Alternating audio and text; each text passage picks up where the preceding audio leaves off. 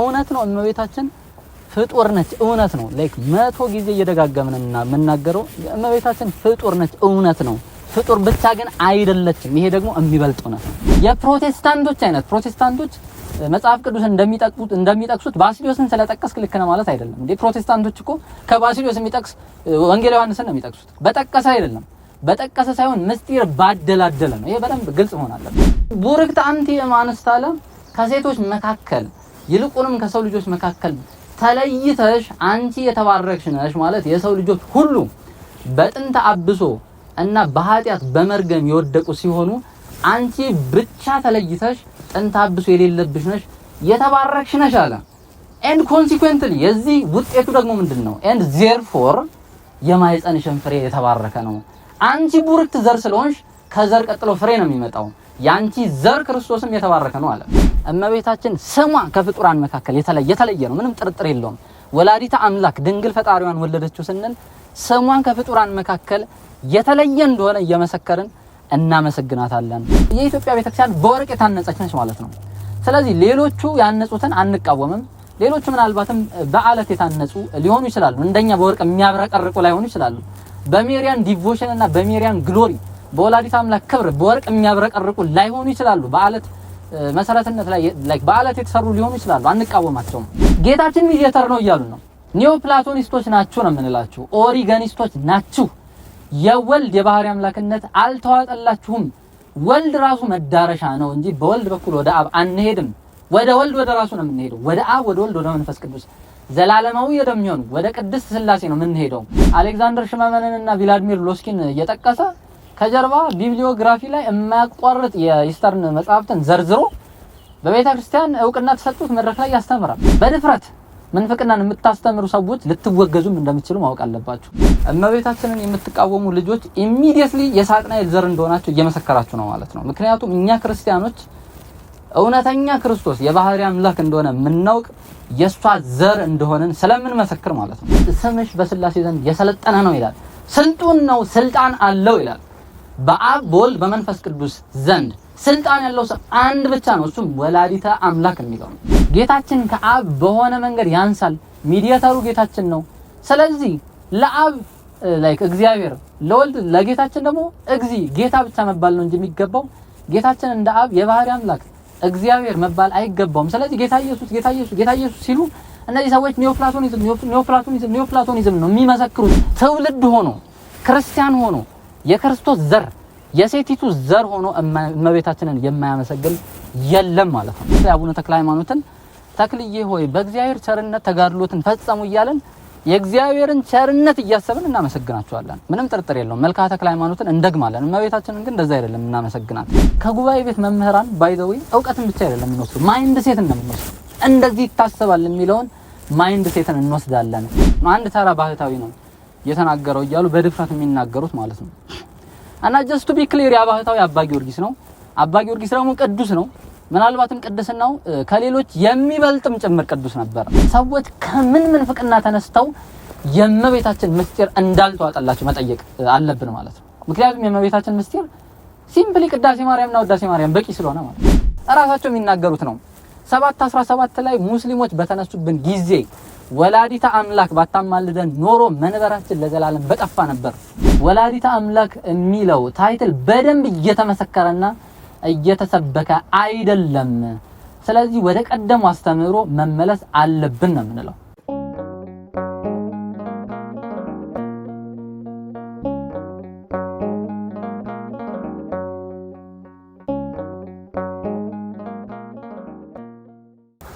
በስመ አብ ወወልድ ወመንፈስ ቅዱስ አሐዱ አምላክ በስመ አብ ወወልድ ወመንፈስ ቅዱስ አሐዱ አምላክ በስመ አብ ወወልድ ወመንፈስ ቅዱስ አሐዱ አምላክ አሜን እሺ ሪሰንትሊ ላይክ ታዝ ፖድካስታችን ላይ ብዙ አወዛጋቢና አነጋጋሪ ነገሮች እየተነሱ ይገኛሉ እና እነዚህን አወዛጋቢ ነገሮች ግሮስሊ አድሬስ ለማድረግ እሞክራለሁ እሱ ማወቅ ያለባችሁ አንደኛ ገና ፖድካስታችን ሲዝን 1 ላይ ነው ያለው የመጀመሪያው ሲዝን ላይ ነው ያለነው ስሙ እንደሚታወቀው ላይክ ቴዎቶኮስ አት ጄንዚ ነው ወይም ደግሞ ክብረ ወላዲተ አምላክን ለዚህ ትውልድ ማስተዋወቅ ነውና ሴንትራሊኛ ስንነሳም የእመቤታችንን ነገር ነው አድሬስ ማድረግ የፈለግነው ማለት ነውና ሲዝን 1 እንደ ጥርጊያ እንደ ፕሪቲዮሎጂካል የሆነ ኮርስ ወይም ደግሞ ማንም ሰው ቴዎሎጂን ከማጥናቱ በፊት ሊያውቃቸው የሚገባ ፋውንዴሽናል ነገሮችን ዲል እናድርግ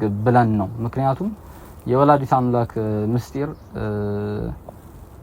ፍጹም የረቀቀ ይልቁንም ለቅዱሳን ብቻ የተገባቸውም ሊሆን ስለሚችል ሰዎች መሰረታዊ ነገሮችን ሳይረዱ እንግዲህ ምንድነው ወደ ቅድስተ ቅዱሳን ከመግባታችን በፊት መጀመሪያ ቅኔ ማህሌት ከዛ በኋላ ቅድስት መጨረሻ ላይ ነው ወደ ቅድስተ ቅዱሳን የምንገባው ማለት ነውና ይልቁንም የእመቤታችን ነገር ክርስቲያኖች ከመጠራት ወደ መመረጥ ትራንዚሽን ሲያደርጉ የሚረዱት ምስጢር እንደሆነ በትህትና እናውቃለንና መረዳት ያለባችሁ ገና ሜሪዮሎጂን አልጀመርነውም ወይም ደግሞ ምን ይያልን ነው an entire season of season 2 ሙሉ ሜሪዮሎጂን ወይም ነገረ ማርያምን ዲል እንደሚያደርግ ማወቅ አለባችሁ። ስለዚህ ገና አልጀመርንም ማለት ነው እና ነገረ ማርያምን ሲዝን 2 እንደዚሁ ሃይላይት ለመስጠት ያክል ዓለማትን ከሚሸከምና የሁሉም ነገር መሰረት ከሚሆን ከቅድስት ሥላሴ ጀምረን ከምስጢረ ሥላሴ ጀምረን ከዛ በኋላ ነገረ ድህነትን ዲል አድርገን ነው መጨረሻ ላይ ወደ ነገረ ማርያም የምንሄደው። ምክንያቱም ነገረ ማርያም የሚፈለሰው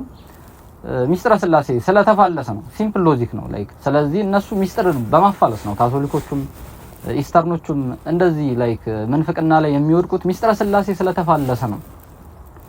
ምስጢረ ሥላሴ ከተፋለሰ ምስጢረ ሥጋዌ ይፋለሳል። ምስጢረ ሥጋዌ ከተፋለሰ ነገረ ድህነት ይፋለሳል። ነገረ ድህነት ከተፋለሰ ደግሞ ነገረ ማርያም ይፋለሳል።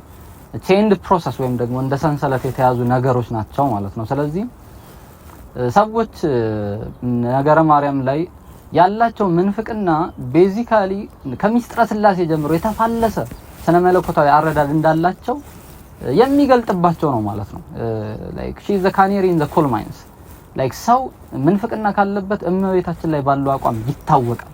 በቃ ይሄ የቤተ ክርስቲያናችን ኮመን ሴንስም ጭምር ነው። ሰው ይሄንን ያውቃል።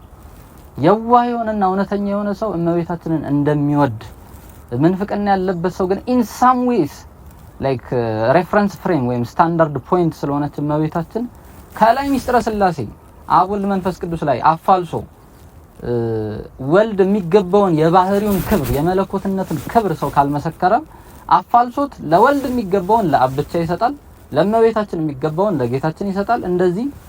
እንደዚህ አይነት መፋለስ ይገጥመናል ማለት ነው።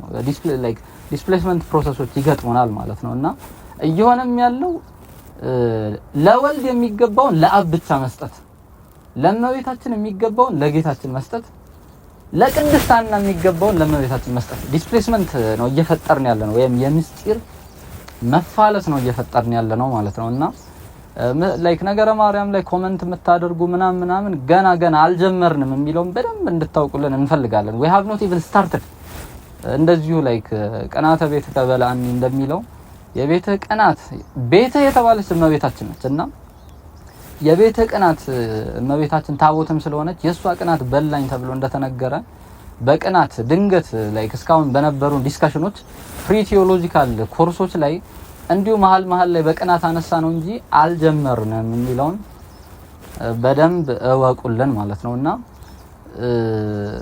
የመጀመሪያው አድሬስ ማድረግ የፈለኩት ፖይንት ይሄ ነው።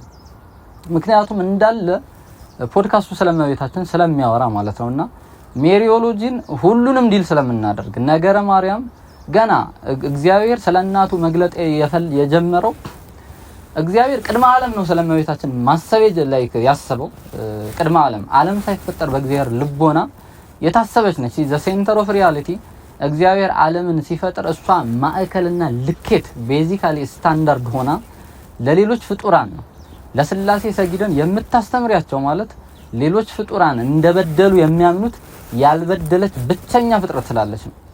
እና ላይክ አማር ቴዎሎጂም ላይክ ነገር ኃጢያት የሚባለው ከሱ ነው የሚነሳው። ያልበደለ ፍጥረት ካለ ነው እኛ መበደላችንን እምናምነው ንስሐ የምንገባው ማለት ነውና ያልበደለ የሷን አለመመስከር ማለት ቤዚካሊ ኢንሃርድ ላይክ ኢሴንሻል የሆነ ንስሐ የለም ብሎ እንደመካር ነው። ምክንያቱም ሰው እውነተኛ ንስሐ የሚገባው አለመበደል ከተቻለ ነው ማለት ነውና አለመበደል ተችሏል።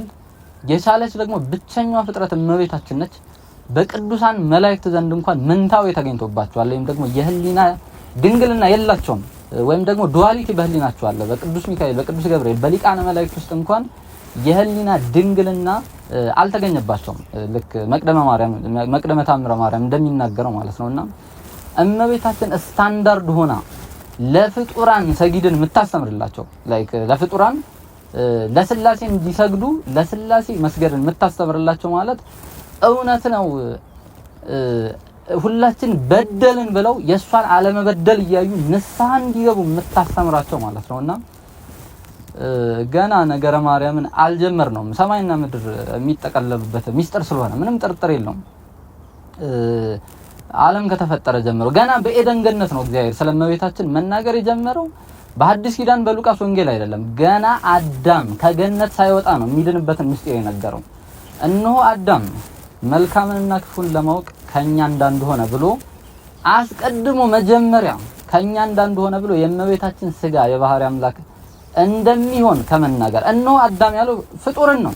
የፍጡር ስጋ የባህሪ አምላክ ይሆናል ብሎ ትንቢት ተናግሮ እዛው ላይ ደግሞ እነሆ ባንተና በሴቲቱ በዘርህና በዘሯ መካከል የዘላለም ጠላትነትን አደርጋለሁ ብሎ አንተ የተባለ በእባብ ላይ ያደረ ሳትናኤል፣ ሴቲቱ የተባለች በሔዋን አንጻር እውነተኛዋ ዳግሚት ሔዋን ይልቁንም ያልበደለችው ዕፀ በለሱ ቢቀርብላት ኖሮ የማትበላው ድንግል የሆነችው ከውድቀት በፊት የሆነች እውነተኛዋ ሔዋን የሕያዋን እናት የሆነች እመቤታችን ማለት ነው።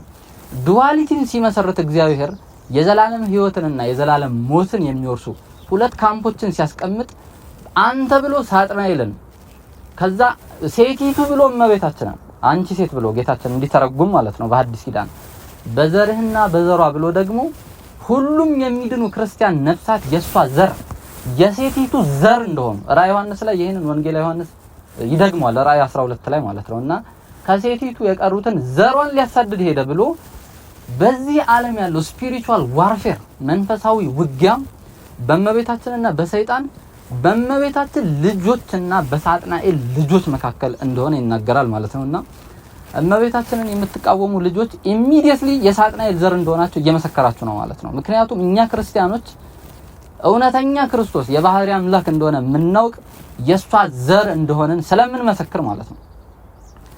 እና ገና በኤደን ገነት ነው መመስከር የጀመረው ማለት ነው። ገና ሲጠነሰስ ማለት ነውና ከዛም በኋላ ከአዳም ጀምሮ throughout the Old Testament ጌታችን ታቦቱ ስለእመቤታችን ነው የሚመሰክረው። ታቦት እመቤታችን ሆና ጽላት ክርስቶስ ሆኖ ማለት ነው።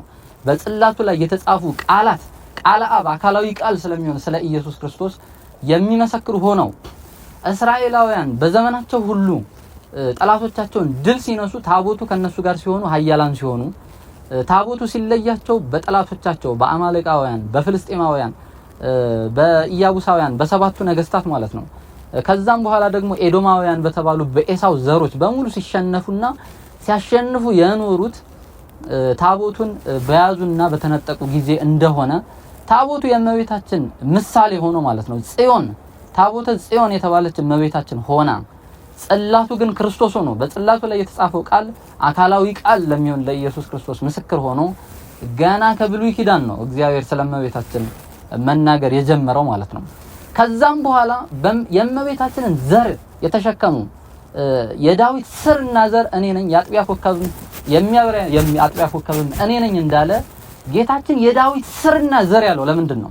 የእመቤታችንን አሸናፊ በኃጢአት ያልወደቀች በጥንተ አብሶ በርግማን ያልወደቀች ቡርክት የሆነች ዘርን እነዚህ ነገስታት ዳዊትም ቢሆን አብርሃምም ቢሆን ቢሸከሙ ያችን ዘር ስለመሸከማቸው እንኳን ጸጋ ወደዚህ ዓለም በዕለተ ዓርብ ከመሰጠቱ በፊት ጸጋን በእነሱ ላይ ያደረባቸው ሆነው እንደ ሐዲስ ኪዳን ሰዎች ሚስጥርን የሚመሰክሩ ሆነዋል ማለት ነው። ዳዊት በብሉይ ኪዳን ኖሮም የሐዲስ ኪዳን ሰዎችን ምስጢር ጸጋ ወደዚህ ዓለም ከተገለጠ በኋላ ያለውን ምስጢር እሱ መዝሙረ ዳዊትን የእግዚአብሔርን ልብ የነገረን በብሉይ ኪዳን ሆኖ የእመቤታችንን ዘር በአብራኩ ስለተሸከመ ነው ማለት ነውና እንኳንም እመቤታችን ጸጋን የተመላች ሆና የሷን ዘር የተሸከሙት እንኳን ጸጋ እግዚአብሔር አድሮባቸዋል። እንኳን እሷ ታቦቱን የተሸከሙት ታቦቱን በአብራካቸው የተሸከሙት እንኳን ጸጋ እግዚአብሔር በእነሱ ላይ አድሮባቸዋል ማለት ነውና ሜሪዮሎጂ ነገረ ማርያም ገና በኤደን ገነት ነው የሚጀምረው። ቅድመ ዓለም በእግዚአብሔር ልቦና፣ ከዛ በኋላ በኤደን ገነት፣ ከዛ በኋላ ደግሞ throughout the old testament በብሉይ ኪዳን በዘመኑ ሁሉ ማለት ነው ሜሪዮሎጂ ነበር ሲሰበክ የነበረው ማለት ነው።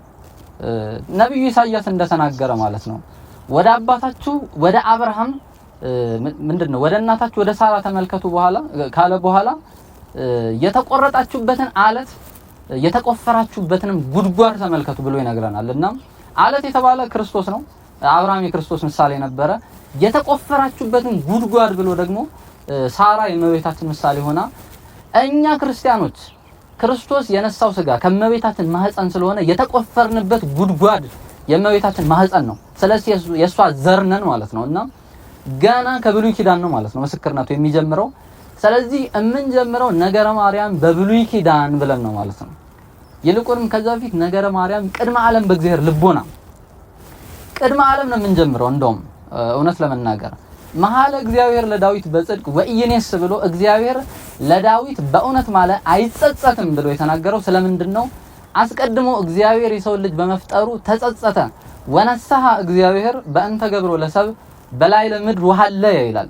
እግዚአብሔርም የሰው ልጅ በመፍጠሩ ተጸጸተ አዘነም ብሎ የሰው ልጅ መፍጠር የሚያጸጽት እንደሆነ እንደነበረ if not for one thing and that is another የማያጸጽት ሚስጥር ማለት ነው። ሌላ የማያጸጽት ሚስጥር ባይኖር ኖሮ እሱም እግዚአብሔር ለዳዊት የማለለት የእመቤታችንን ስጋ ከሷ የእመቤታችንን ዘር ጥንተ አብሶ የሌለባትን ቡርክት እና ቅዱስ ጳውሎስም እንደሚለው አሸናፊ ዘር ባይኖር ኖሮ ማለት ነው ይህ የማያጸጽት ሚስጥር ባይኖር ኖሮ እግዚአብሔር የሰው ልጅ በመፍጠሩ ለዘላለም ተጸጽቶ በቀረ ነበር ማለት ነው። ምን እያልን ነው? መሐለ እግዚአብሔር ለዳዊት በጽድቅ ወኢይኔስ ብሎ እግዚአብሔር ለዳዊት በእውነት ማለ አይጸጸትም ካለ በኋላ ከዙፋን ፍሬ ለዘላለም ላይ ምንድነው ከፍሬ ለዘላለም በዙፋን ላይ አስቀምጣለሁ ብሎ ያንተን ፍሬ ካንተ የሚገኘው ፍሬ ወይም ባንተ ውስጥ ያለችውን አሸናፊ ዘር እሷም እመቤታችንን ከሷ የሚወለደው መሲህ የዘላለም የባህሪ ንጉስ ሆኖ ይኖራል ብሎ የማይጸጸትበትን መሐላ እግዚአብሔር ይናገራል ማለት ነው። እና እግዚአብሔር የማይጸጸትበት መሐላ የእመቤታችንን ዘር ከሷ የተገኘውን ዘር የባህሪ አምላክ ስለማድረጉ ለዘላለም አይጸጸትም። በዚህ በማያጸጸት ምስጢር ምክንያት እግዚአብሔር ተጸጸተ የተባለበትን ነገር የሚረሳ ሆኗል ማለት ነውና ገና ቅድመ ዓለም እግዚአብሔር ዓለምን በመፍጠሩ እመቤታችን ባትኖር ኖሮ ዓለምን መፍጠር የሚያጸጽት ነበር ብሎ ነው የተናገረው። ለምን? ዓለሙን ላያድነው አይፈጥረውምና ነው። ዓለሙን እንዲያድነው ደግሞ ንጽሕት ዘር ቡርክት አንቲ እምአንስት እንደሚል የተባረከች ዘር ኖራ እግዚአብሔር በባህሪው ፍጹም ስለሆነ ጥንተ አብሶ ያለበትን መርገም ያለበትን ኃጢአት ያለበትን ስጋ ሊዋሃድ ስለማይችል እግዚአብሔር ኮምፕሮማይዝ የማያደርግ ስለሆነ ስለማይደራደር ይህች ንጽሕት ዘር ባትኖር ኖሮ እግዚአብሔር ሰው አይሆንም ነበር ነው ያለው። እግዚአብሔር ሰው ካልሆነ ደግሞ ዓለም አይድንም ነበር። ዓለም ላይድን ደግሞ እግዚአብሔር ዓለሙን አይፈጥረውም። ስለዚህ እያለ ያለው ምንድነው? ዓለምን እንኳን ሲፈጥረው ምክንያቱ ፍጥረት ስለሆነች ማለት ነው እመቤታችን የማይጸጸትበት ቡርክት ዘር በልቦናው ስለተቀመጠች ነው ማለት ነውና ቅድመ ዓለም በእግዚአብሔር ልቦና ታስባ እግዚአብሔር የሰው ልጅ በመፍጠሩ ተጸጸተ የተባለውን ምስጢር አንታይቲሳይዝ የምታደርግ ማለት ነው እግዚአብሔር የማይጸጸትበት የዘላለም ምስጢር ነች ማለት ነው እመቤታችንና እሷ በመኖሯ የሷን ስጋ ነስቶ እግዚአብሔር ሰው ሆነ። ምክንያቱም ከወደቀ ዘር እግዚአብሔር ሰው መሆን ስለማይችል ይህ መንፈስ ቅዱስን መሳደብ ስለሆነ ፕሮቴስታንቶች እንደዚህ ስለሚያስቡ ማለት ነው እመቤታችን ባትኖር ኖሮ እኮ እግዚአብሔር ከሌላ ሰው ይሆን ነበር የሚል ክህደትን ስለሚናገሩ ማለት ነው። እኛ ግን በተረዳ ነገር እግዚአብሔር እመቤታችን ባትኖር ኖሮ ሰው እንደማይሆን እናውቃለን በእርግጠኝነት ማለት ነው። ነብዩ ኢሳይያስ ትንቢተ ኢሳይያስ ምዕራፍ 1 ቁጥር 9 ላይ እግዚአብሔር አምላክ ዘርን ባያስቀርልን ኖሮ እንደ ሰዶም በሆንን እንደ ገሞራም በመሰልን ነበር ብሎ ዘር የተባለች ንጽሕት ዘር እመቤታችንን ባያስቀርልን ኖሮ ጥንተ አብሶ የሌለባትን ዘር ባያስቀርልን ኖሮ የሷ ፍሬ የሆነ ክርስቶስ ባልተወለደ ነበረ ክርስቶስ ባይወለድ ኖሮ ደግሞ ሐዲስ ኪዳን ባልመጣ ዓለም ሁሉ እንደ ሰዶምና እንደ ገሞራ በሆነ ነበረ ነው የሚለው። ስለዚህ ቡርክት አንቲ እምአንስተ ዓለም ከሴቶች መካከል ይልቁንም ከሰው ልጆች መካከል ተለይተሽ አንቺ የተባረክሽ ነሽ ማለት የሰው ልጆች ሁሉ በጥንተ አብሶ እና በኃጢአት በመርገም የወደቁ ሲሆኑ አንቺ ብቻ ተለይተሽ ጥንተ አብሶ የሌለብሽ ነሽ የተባረክሽ ነሽ አለ። and consequently የዚህ ውጤቱ ደግሞ ምንድነው? and therefore የማይጸንሽን ፍሬ የተባረከ ነው። አንቺ ቡርክት ዘር ስለሆንሽ ከዘር ቀጥሎ ፍሬ ነው የሚመጣው። ያንቺ ዘር ክርስቶስም የተባረከ ነው አለ። ያንቺ ፍሬ የሆነ ክርስቶስ ቡሩክ ነው አለ። ጌታችን ከሁለት ባህሪ የተገኘ አንድ ባህሪ ስለሆነ ቅድመ ዓለም እግዚአብሔር ስለነበረ ነገር ግን ማይከለ ዘመን ሰው እንዲሆን ቡሩክ ዘርን እንዲነሳ ቡርክት የሆነች ቡሩክ ፍሬ እሱ እንዲሆን ቡሩክ ዘር የሆነች የእመቤታችንን ስጋና ነፍስ መንሳት አለበት። በባህሪው ቅዱስ ነው።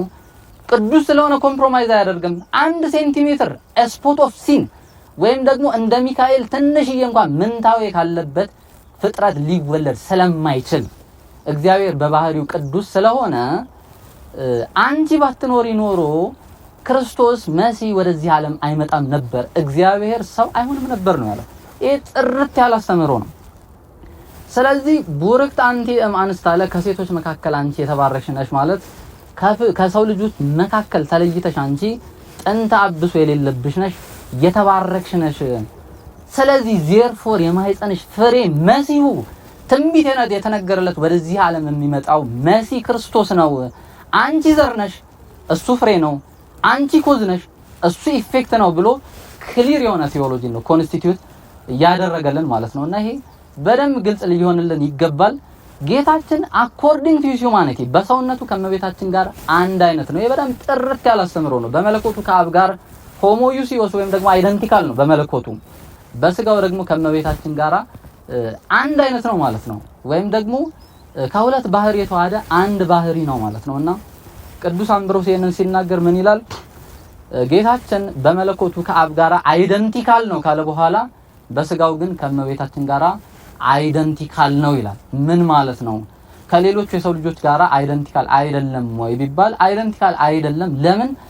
ሌሎቹ ሁሉ ከውድቀት በኋላ ፖስት አዳማይት ፎል ወይም ደግሞ ከአዳም ውድቀት በኋላ ያሉ በጥንተ አብሶና በኃጢአት የጎሰቆሉ የወደቁ ስለሆኑ ጌታችን ደግሞ በባህሪው ቅዱስ ሆኖ የወደቀን ስጋን ስላልነሳ ይልቁንም ዳግሚት ሔዋን የተባለች እመቤታችንና ዳግማዊ አዳም ቅዱስ ጳውሎስ እንደሚናገረው ማለት ነው ዳግማዊ አዳም የሆነ ክርስቶስ በኤደን ገነት አዳምና ሔዋን ከመውደቃቸው በፊት የነበረው ማንነት ነው ያላቸው ማለት ነው።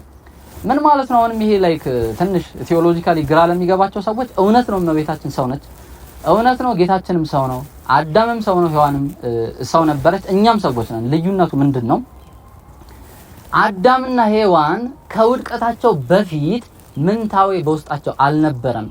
መልካምንና ክፉን ለማወቅ ብሎ መልካምንና ክፉ ጉድ ኤንድ ኢቭል በህሊናቸው የሚመላለሱባቸው በምንታዌ ውስጥ የሚኖር የወደቁ ፍጥረቶች አልነበሩም ማለት ነው። ምን ማለት ነው? አዳምና ሔዋን በኤደን ገነት ልክ እንደ ጌታችን በሰውነቱና እንደመቤታችን በድንግልና ውስጥ የሚመላለሱ ነበሩ ማለት ነው። ምን ማለት ነው? አሁንም አግናጢዮስ እንደሚለው እመቤታችን ዳግሚት ሔዋን ሆና ሔዋን ከውድቀት በፊት የነበረችውን ማንነት ነው ያላት ማለት ነው። ይሄ ጥርት ያለ የአባቶቻችን አስተምህሮ ነው።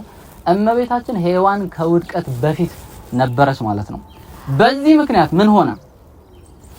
አዳም በርግማን ካልጎሰቆለች ከእህቱ ምድር እንደተገኘ ኤልዳ ከምትባል ከምድር ክፍል ሴንትራል ሚድል ኢስት አካባቢ ነበረች ተብሎ ከሚታመን ማለት ነው።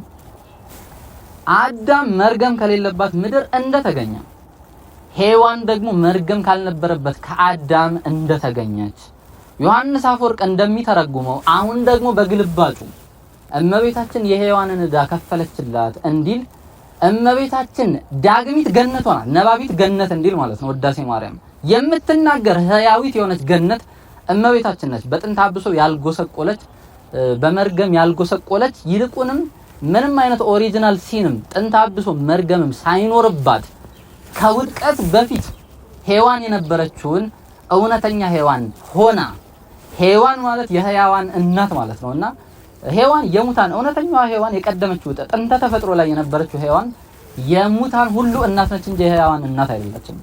እውነተኛዋ የሕያዋን እናት እመቤታችን ሆና ማለት ነው። እግዝእቶሙ ለመላእክት እንዲል የመላእክት እንኳን ጭምር እናታቸው ነች። የሰው ልጆች ብቻ አይደለም፣ የመላእክት ብቻ ግን አይደለችም። ያሸናፊ ሁሉን ቻይ የሚሆን የእግዚአብሔር እናቱ ነች እመቤታችን። ስለዚህ ምን እያልን ነው? ይህች እመቤታችን ለጌታችን ንጹህ እሷ ጥንተ አብሶ የሌለባትና ድንግል ሆና ንጹህ የሆነ ስጋን ለሱ ሰጠችው። እሱም ንጹህ የሆነና ኃጢአትም ስፖት ኦፍ ሲን ፖሲቢሊቲ እንኳን የሌለበትን ንጹህ ስጋ ነሳ። ስለዚህ ትንቢት የተነገረለት መሲህ ወደዚህ ዓለም መጣ ማለት ነው። መሲህ ወደዚህ ዓለም መጣ ስንል ጥንተ አብሶ የሌለበት ከሰው ልጆች የተለየ ይልቁንም የባህሪ አምላክ የሆነ በአንድ አካል በአንድ ባህሪ የከበረ ነገር ግን ከሁለት አካልና ከሁለት ባህሪ የተገኘ ክርስቶስ ወደዚህ ዓለም መጣ ማለታችን ነው።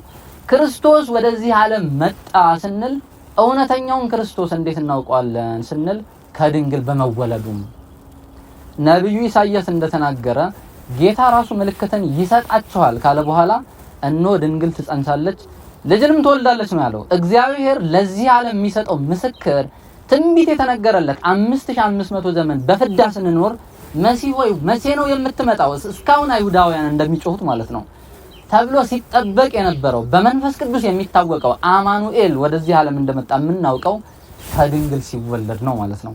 ድንግል ስንል ደግሞ የሥጋ ድንግልና እንደ ቅድስት አርሴማ እያልን አይደለም፣ የህሊና ድንግልናን ማለታችን ነው። የህሊና ድንግልና ደግሞ ቅዱስ ሚካኤል የመላእክት አለቃ እንኳን ሆኖ የህሊና ድንግልና የለውም። 4 ነጥብ።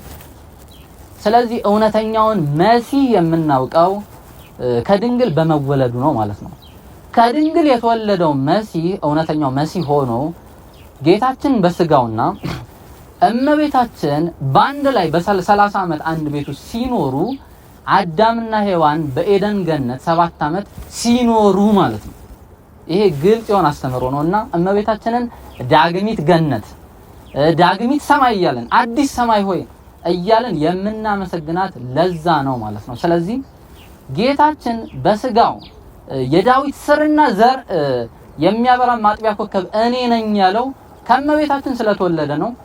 እመቤታችን ደግሞ ጸባኦት ዘር አሸናፊ ዘር ነች ማለት ነው። ኃጢአትን ያሸነፈች የሳጥናኤልን ቴምፕቴሽን ሳጥናኤል ያቀረበላትን ሁሉንም ፈተናዎች ያለፈች ድንግል የሆነች አሸናፊ ኃጢአትን ያሸነፈች ይልቁንም ነፃ ፈቃዷን ከፍጡራን ተለይታ 100% ዴሊቨር ያደረገች ምስጋናዋን በእኛ በአይምሮ ልንረዳው የማንችለው እኛ ብቻ አይደለንም። በዚህ በስጋዊ ዓለም የምንጸዳዳና ደካሞች የወደቀን እኛ ሳይሆን ሊቃነ መላእክት እንኳን ምስጋናዋን የማይፈጽሙት እመቤታችን ነች ማለት ነው። እና ይሄ ግልጽ ሊሆን ይገባል ማለት ነውና እመቤታችን ባትኖር ኖሮ እንደ ሰዶምና እንደ ገሞራ ነበርን ማለት ምን ማለት ነው? አሁንም ስንተረጉመው ቤተክርስቲያን እንኳን የእመቤታችንን ክብር ባልመሰከረች ጊዜ እንደ ሰዶምና እንደ ገሞራ ትሆናለች ማለት ነው። ጸጋ እግዚአብሔር የተለያት ተሸናፊ ትሆናለች ማለት ነው። በሳጥናኤል የምትሸነፍ ትሆናለች ማለት ነው። ግልጽ ለማድረግ ያክል ማለት ነውና በመጨረሻው ዘመን ደግሞ ብዙሃን ይመጹ በስሜ ብሏል። ብዙዎች በስሜ ይመጣሉ ብሎ ነው የተናገረው። ምን ማለት ነው? እኛ ብዙዎች ሐሰተኞች ክርስቶሶችና ሐሳውያን ነቢያት ይነሳሉ ስንል ሊትራሊ እኔ ክርስቶስ ነኝ ወይም ደግሞ እኔ ነብይ ነኝ የሚሉ ሰዎች ብቻ ናቸው ማለታችን አይደለም። ይልቁንም a false version of Christ ወይም ደግሞ የተሳሳተ ክርስቶስን ይሰብኩልናል ማለት ነው። የተሳሳተ ክርስቶስ ደግሞ ማን ነው? ከድንግል ያልተወለደ ምልክትና ምስክርነት የሌለው ክርስቶስ ነው ሐሳዊ መሲህ የምንለው ማለት ነው።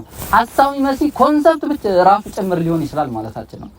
ግልጽ ለማድረግ ማለት ነውና ሐሰተኛ ክርስቶስ በዚህ ዓለም እየተሰበከ ስለሆነ ይልቁንም እውነተኛው ክርስቶስ ምስክርነቱ ከድንግል መወለዱ የድንግል ክብር ስለሆነ ማለት ነው። ይሄንን በምስጢር ተናግሮታል።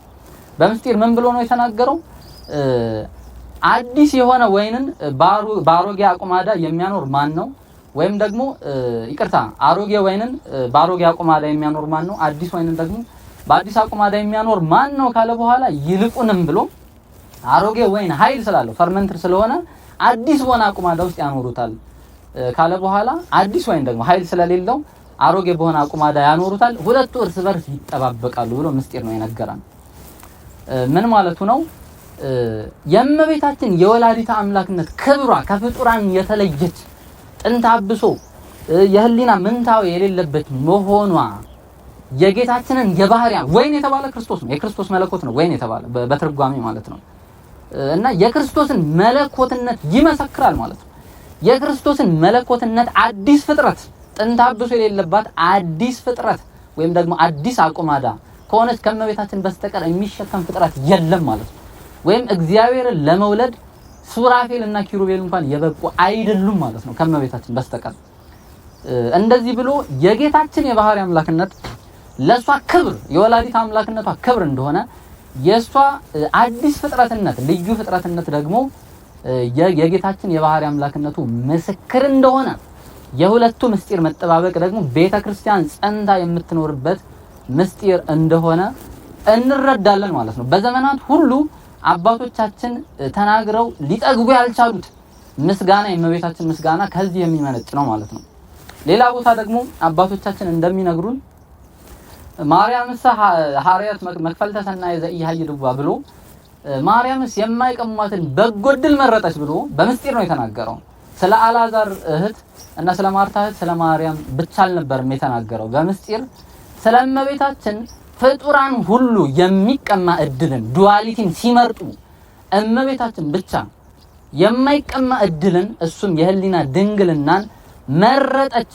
ከፍጡራን ተለይታ የተባረከች ነች ብሎ በምስጢር እናቱን አመስግኗታል ማለት ነው ወይም ደግሞ ዲሞንስትሬሽን ቲዮሎጂን እሱን ፈርዘር እናስረዳለን ለወደፊቱ ነገር ግን እመቤታችን ብቻ ከፍጡራን ተለይታ የማይቀማ በጎ እድልን እንደመረጠች እንመሰክራለን እናመሰግናታለን ማለት ነው ስለዚህ ግልጽ ይሆን ማለት ነው ስለዚህ ጌታችን እና እመቤታችን በስጋ ወተቀውም ንግስት በየማንከ ይላል እኮ ንግስቲቱ በቀኝ ትቆማለች ማለት ሌላ ቦታ ላይ ደግሞ ወነበረ በየማን አቡ ይላል በአባቱ ቀኝ ተቀመጠ ይላል በዚህ ዓለም የማስታረቁንና ዓለምን የማዳኑን ስራ ከጨረሰ በኋላ በአባቱ ቀኝ ተቀመጠ ማለት በመለኮታዊ ክብሩ እስካሁን በስጋው የተነገሩለት ነገሮች ሁሉ አብቅተው በመለኮታዊ ክብሩ ተቀመጠ ማለት ነው ቀኝ የማን ማለት ፕሮፐር ወይም እኩል ማለት ስለሆነ ማለት ነው እና በተመሳሳይ መንገድ ግን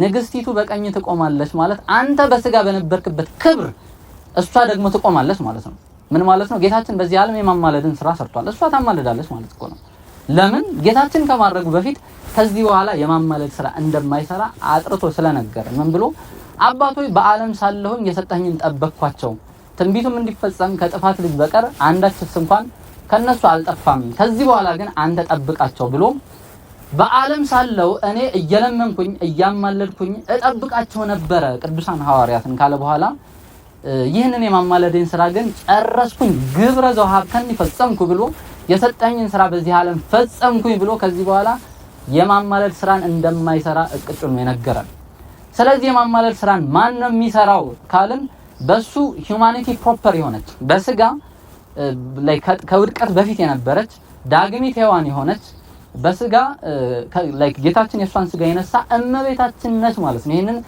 የማማለድ ስራ የምትሰራው ማለት ነው እና የአባቶቻችንም ስምሽ በስላሴ ዘንድ የሰለጠነ ነው ይላል ስልጡን ነው ስልጣን አለው ይላል በአብ በወልድ በመንፈስ ቅዱስ ዘንድ ስልጣን ያለው ሰው አንድ ብቻ ነው እሱም ወላዲተ አምላክ የሚለው ያሸናፊ ሁሉን ቻይ የሚሆን የእግዚአብሔር እናት የሚለው ስም ብቻ ነው በስላሴ ዘንድ ስልጣን ኖሮት ዓለምን ላይክ ኢንተርሲድ እያደረገ ያማለደ ዓለምን የሚያድነው ማለት ነውና ከስላሴ ዘንድ ስምሽ በስላሴ ዘንድ የሰለጠነ ነው ይላል ቅዳሴ ማርያም ላይ ቅዱስ ያሬድም ይሄንን ይደግመዋል ከስላሴ ዘንድ በስላሴ ዘንድ የወገኖችን የሰው ልጆች ኃጢአት ታስተሰሪ ዘንድ ከአብ ከወልድ ከመንፈስ ቅዱስ ዘንድ ስልጣን ተሰጥቶሻል ብሎ እንደነ አቡነ ተክለ ሃይማኖት እና እንደ ቅዱሳን ስቴት ኦፍ ግሬስ ወይም በጸጋ ውስጥ መገኘት ብቻ ሳይሆን ስልጣን ነው የተሰጣት እመቤታችን ሌት ዛት ቢ ሱፐር ክሊር ይሄ በደንብ ግልጽ ይሆንላችሁ ማለት ነው ይሄንን የምትቃወሙ ሰዎች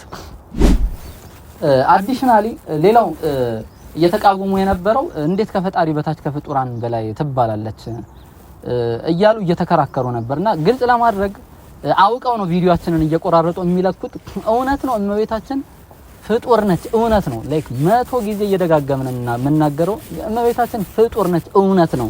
ፍጡር ብቻ ግን አይደለችም። ይሄ ደግሞ የሚበልጥ እውነት ነው። ፍጡር ብቻ አይደለችም፣ ፈጣሪም ደግሞ አይደለችም። እና ፈጣሪም ካልሆነች ፍጡር ነች፣ ግን ፍጡር ብቻ አይደለችም ነው ያልነው። ፍጡር አይደለችም አላለም። ፍጡር ብቻ አይደለችምና ፍጡር አይደለችም የተለያዩ ነገሮች ናቸው። ፍጡር ነች፣ ፍጡር ብቻ ግን አይደለችም። ፈጣሪ እንዳልሆነች ኢት ሱፐር ክሊር፣ ጤነኛ አእምሮ ላለው ሰው ሁሉ ግልጽ ነው።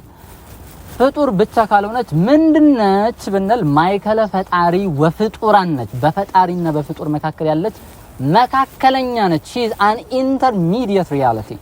ይሄ ላይክ ማኅሌተ ጽጌም ላይ ያለ ነው፣ ወረብም ላይ ያለ ነው፣ የሉቃስ ወንጌል ትርጓሜም ላይ ያለ ነው። አባቶቻችን ሁሉ በዘመናት ሁሉ መስክረውት ያላቋረጡት እውነተኛ ምስክርነት ነው እመቤታችን ማይከለ ፈጣሪ ወፍጡራን መሆኗ። ስለምን ማይከለ ፈጣሪ ወፍጡራን አልናት ብንል አንደኛ ከፍጡራን የተለየ ስም ስላላት ነው። ማንም ፍጥረት የእግዚአብሔር እናት ወይም ደግሞ ከእግዚአብሔር ጋር ሊንክድ የሆነ ስም የለውም። እመቤታችን ግን ከፍጡራን ተለይታ ያሸናፊ የእግዚአብሔር እናት፣ ሁሉን ቻይ የሚሆን የእግዚአብሔር እናት፣ ሁሉን ቻይነቱን ማንም መሸከም የማይችል እሷ ግን የተሸከመችው የሁሉን ቻይ የእግዚአብሔር እናት የሚል ስም ስላላት። ሁለተኛ የእመቤታችን ምስጋናዋ በካውንስል ኦፍ ኤፌሰስ ወይም ደግሞ በጉባኤ ኤፌሶን እንደተነገረ ሃይፐርዱሊያ ሆኖ ወይም ደግሞ ዲቮሽን ሆኖ የተገባት ስለሆነ ነው። ዲዘርቭድ የሆነ ግራቲቲዩድ እንደ ሌሎቹ ቅዱሳን ከእግዚአብሔር ቸርነት የተነሳ የምንሰጣት ምስጋና አይደለም። ለምሳሌ አቡነ ተክለ ሃይማኖትን ተክልዬ ሆይ በእግዚአብሔር ቸርነት ተጋድሎትን ፈጸሙ እያለን የእግዚአብሔርን ቸርነት እያሰብን እናመሰግናቸዋለን። ምንም ጥርጥር የለውም። መልክዓ ተክለ ሃይማኖትን እንደግማለን። እመቤታችንን ግን እንደዛ አይደለም እናመሰግናት።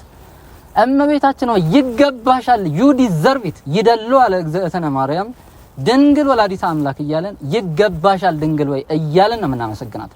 እኛ ብቻ አይደለም እናመሰግንሽ፣ የመላእክት አለቆች ሱራፌልና ኪሩቤል በመገረም ይሄንን ድንግልና እንዴት ቻልሽው፣ ድንግል ሆይ እግዚአብሔርን መውለድ እንዴት ቻልሽው እያሉ በመገረምና ለዘላለም የማንረዳው ምስጢር ነው። ከአይምሮአችን በላይ ነው። ውዳሴ ማርያም ዘአርብ ላይ እንዳለው ማለት ነው። ላይክ ህሊናን የሚያልፍ ነው ይላል የእመቤታችን ምስጋና ማለት ነውና እማንረዳው እውነት ነው እያለን እንደማንረዳው ከማመን ጋራ ከትህትና ጋራ ኢቭን ለማመስገን እንዳልተገባን ከማሰብ ጋራ ከስግደት ጋራ ስግደት ይገባታል። ላይክ ምንድነው ለአብ ለወልድ ለመንፈስ ቅዱስ አንዲት ስግደትን እንሰግዳለን ካሉ በኋላ አንዲት ማለት የመለኮትን ስግደት ለመለኮት የሚገባ ያምልኮ ስግደትን እንሰግዳለን ካለም በኋላ ለይተን ደግሞ ለመስቀልና ለእመቤታችን እንሰግዳለን። እሰግድ ለእግዝእትነ ማርያም ድንግል ወላዲተ አምላክ ብለን ደግሞ ለሌሎቹ ለነ ተክለ ሃይማኖት የምንሰግደውን የክብር ስግደት ብቻ ሳይሆን ለወላዲተ አምላክነቷ የሚገባ ዩኒክ የሆነ ስግደትን ደግሞ ለእመቤታችን እንሰግዳለን። ለመስቀሉም እንደዛው ነው። ዓለምን ማዳኑን ለዘላለም ያወጀበት the lamb that was slain from the foundation of the world እንዲል ማለት ነው። ዓለም ከተፈጠረ ጀምሮ የተሰዋው የእግዚአብሔር በግ ቅድመ ዓለም በእግዚአብሔር ልቦና የታሰበ ነው የጌታችን የመስቀሉ ነገር ማለት ነው። ለፈጠርኩት ዓለም ፍቅሬንና ምስጢሬን በመስቀል ላይ ለዘላለም እገልጻለሁ። መስቀል የዘላለም ታቦት ነው። መስቀል የዘላለም ምስክርነት ነው። የሰው ልጆች ሆይ እግዚአብሔር እስከሞት ወዷቸዋል ብሎ የሚፈራረድ የዘላለም ምስክርነት ስለሆነ ለመስቀሉ እንሰግዳለን። ለነዚህ ፍጥረቶች ለሁለቱ ለእሉ ክለቱ ፍጡራን እንዲል የተለየ ስግደትን እንሰግዳለን ማለት ነው። ይሄንን ለይተን ነው የምንናገረው ማለት ነውና ለእመቤታችን የተገባ ምስጋና ዲዘርቭድ የሆነ ግራቲቲዩድ ይገባሻል ዩ ዲዘርቭ ኢት እያለን ነው የምናመሰግናት እንጂ ከእግዚአብሔር ቸርነት የተነሳ አዎ ቸር ነው እያለን አይደለም የምንሰግድላት ማለት ነው። ስለዚህ እመቤታችን ስሟ ከፍጡራን መካከል የተለየ ነው፣ ምንም ጥርጥር የለውም። ወላዲተ አምላክ ድንግል ፈጣሪዋን ወለደችው ስንል ስሟን ከፍጡራን መካከል የተለየ እንደሆነ እየመሰከርን እናመሰግናታለን። ሁለተኛ ምስጋናዋ የተገባ እንደሆነ እያወቅን እናመሰግናታለን ማለት ነውና በምስጋናዋ ትለያለች ማለት ነው ከፍጡራን እና ይሄ በደንብ ግልጽ መሆን አለበት። በኢኮኖሚያም ትለያለች። አማላጅነት የእውነት የተገባት እመቤታችን ስለሆነች ማለት ነውና ይልቁንም የሷ አማላጅነት ስለሚለይ ያለሷም አማላጅነት ዓለም ስለማይድን ማለት ነው። የሷ አማላጅነት ሳልቫቶሪ ስለሆነ ወይም ደግሞ ድህነት ዓለምን የሚወስን ስለሆነ ቤተክርስቲያን በህይወት የምትኖረው አንድም በእግዚአብሔር ዓለምን በማዳኑ ዓለምን ማዳኑ ቢፈጸምም ዓለምን ከማዳኑ የምንሸሽ ያለማቋረጥ በነጻ ፈቃዳችን ከእግዚአብሔር ዓለምን ማዳን ያለማቋረጥ የምንሸሽኛ በነጻ ፈቃዳችን ከእግዚአብሔር ቸርነት የምንሸሽ እኛ በመታማልደን በእመቤታችን ነው ማለት ነው።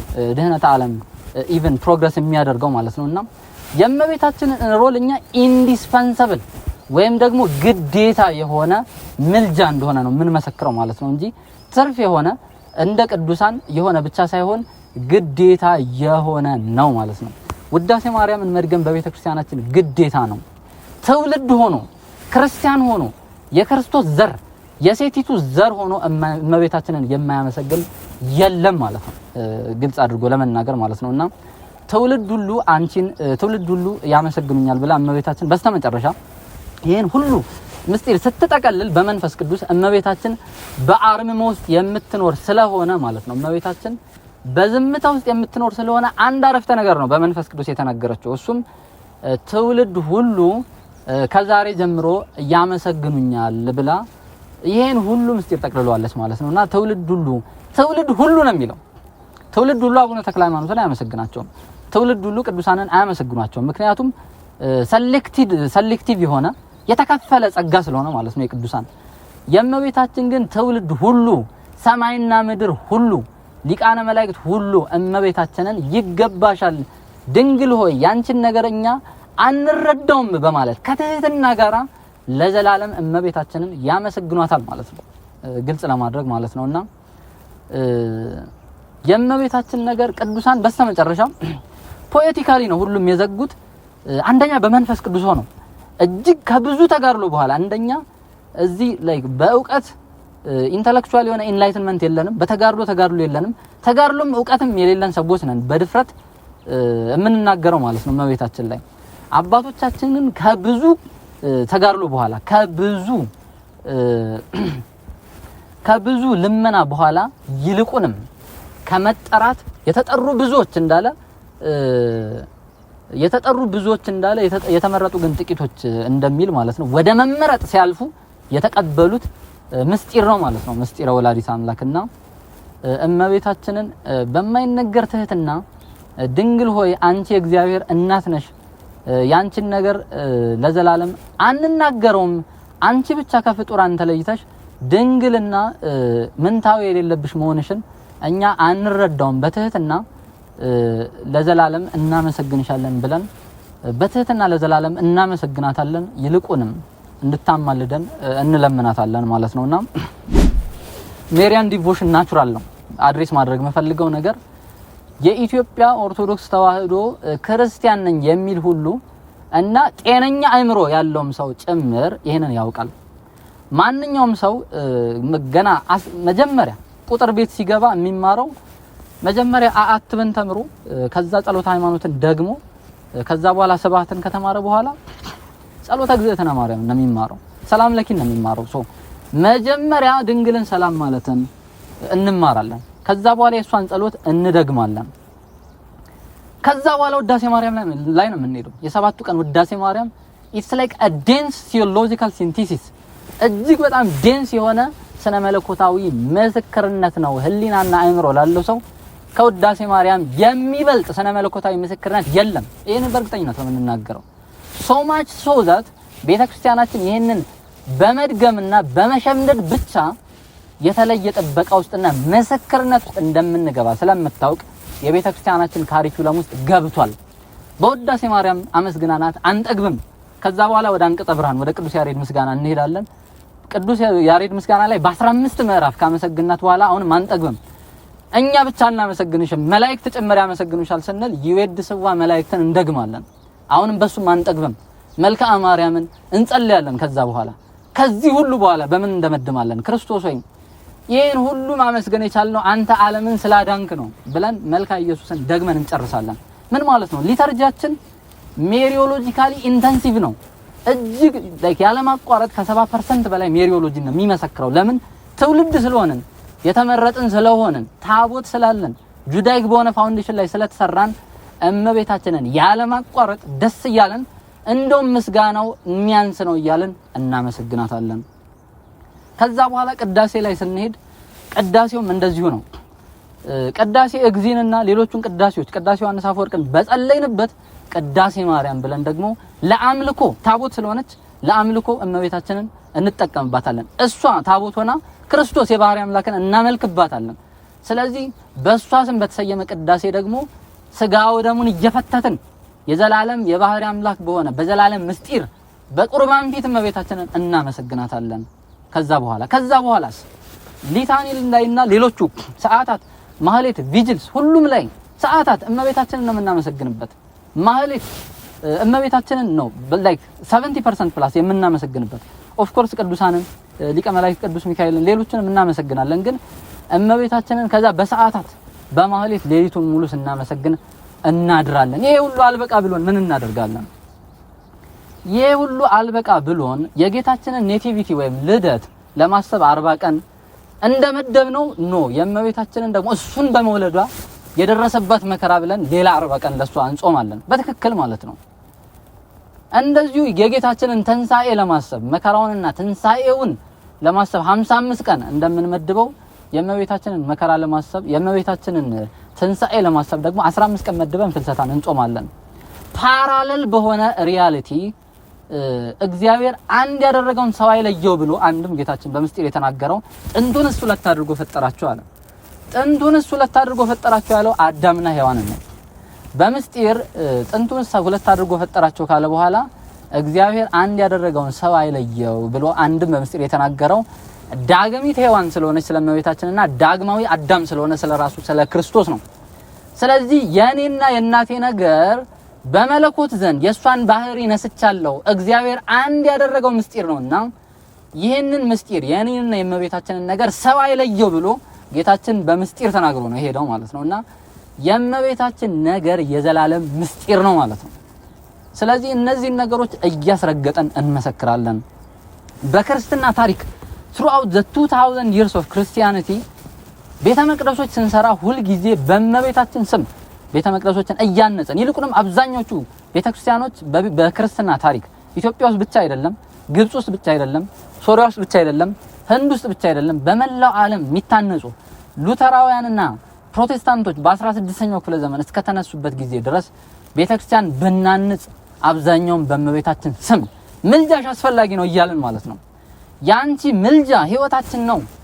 ዓለምን ሁሉ የሚመግብ ዲቫይን ፕሮቫይደር መጋቢ ዓለማት የሆነ እግዚአብሔርን አንቺ ጦትሽን አጥብተሽዋል፣ መግበሽዋል፣ ስለዚህ እኛንም መግቢን እያልን እመቤታችንን ለመለመን ቤተ መቅደሶችን በናንጽ በእመቤታችን ስም አብዛኞቹ እየታነጹ በክርስትና ታሪክ ሪፖርትድ የሆኑ ሚራክልስ የተመዘገቡ ተአምራት በሙሉ 90% ፕላስ የሚሆኑት በእመቤታችን ስም ሆነው ጸበሎች ቢፈልቁ ተአምራት ቢደረጉ አብዛኛዎቹ በእመቤታችን ሆነው ያለሷ አማላጅነት ዓለም ስለማይድን ይህ ምስክርነት ደግሞ ያለ ማቋረጥ በቅዱሳን አባቶቻችን ስለተመሰከረ እመቤታችንን ያለ ማቋረጥ በሷ ስም የማያቋርጡ ህንጻዎችን እያነጽን በሷ ስም የማያቋርጡ ተአምራት ቢደረጉ ተአምረ ማርያም መሰብሰብ ጀመረ። ተአምር ሲበዛ እኮ እንዴ ቢያንስ ትንሹን ሰብስበን ለትውልድ ይትረፍ ማለት የተጀመረው እኮ ተአምሩ በስቶ ነው። የእመቤታችንን ተአምራትን የሚክዱ ግን የወልደ እግዚአብሔርን ሰው መሆን የካዱ ናቸው ማለት ነው። እና በዘመናት ሁሉ እኛ እንደ መናፍቃን ድህነታችን ተጠናቋል ብለን ኦሬዲ ኮምፕሊትድ የሆነ ሳልቬሽን ውስጥ ገብተናል ብለን በመንፍቅና ካላመንን በስተቀር ማለት ነው ያለ ማቋረጥ ድህነታችን እንዲቀጥል ኦፍ ኮርስ እንለምናለን። የምታማልደን ያለሷ መልጃ ዓለም የማይድን እውነተኛ አማላጃችን እመቤታችን ስለሆነች ይልቁንም የመልጇ ውጤት ተአምሯ ስለሆነ ይህ ተአምር ደግሞ ሳልቫቶሪም ጭምር ስለሆነ ማለት ሰዎችን የሚያድን ስለሆነ ስለዚህ ያለ ማቋረጥ የእመቤታችንን ተአምር እንመሰክራለን። በየእሁዱ ቅዳሴ ከቀደስን በኋላ ስለ ጌታችን መስከረን ስለሷ ተአምር ደግሞ እንመሰክራለን። ፓራሌል በሆነ ሪያሊቲ የሱን የባህሪ አምላክነት የሷን ደግሞ አማላጅነት ኮንቲኒየስሊ የሱን ዓለምን ማዳን የሷን ምክንያትነት የሱን የባህሪ አምላክነት የሷን መልዕልተ ፍጡራን መተተ ፈጣሪነት የጌታችንን እውነተኛ አዳኝነት እና የስጋው ደግሞ መፈተት እሷ ደግሞ ያለማቋረጥ የምታደርገውን ተአምር ያለማቋረጥ እየመሰከርን እስከ ዓለም ፍጻሜ እንቀጥላለን ማለት ነው። እና ይሄ እጅግ ግልጽ ሊሆን የሚገባ የዘላለም አዋጅ ነው ማለት ነው።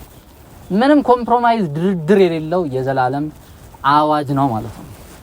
እና ይሄ ግልጽ ሊሆን ይገባል።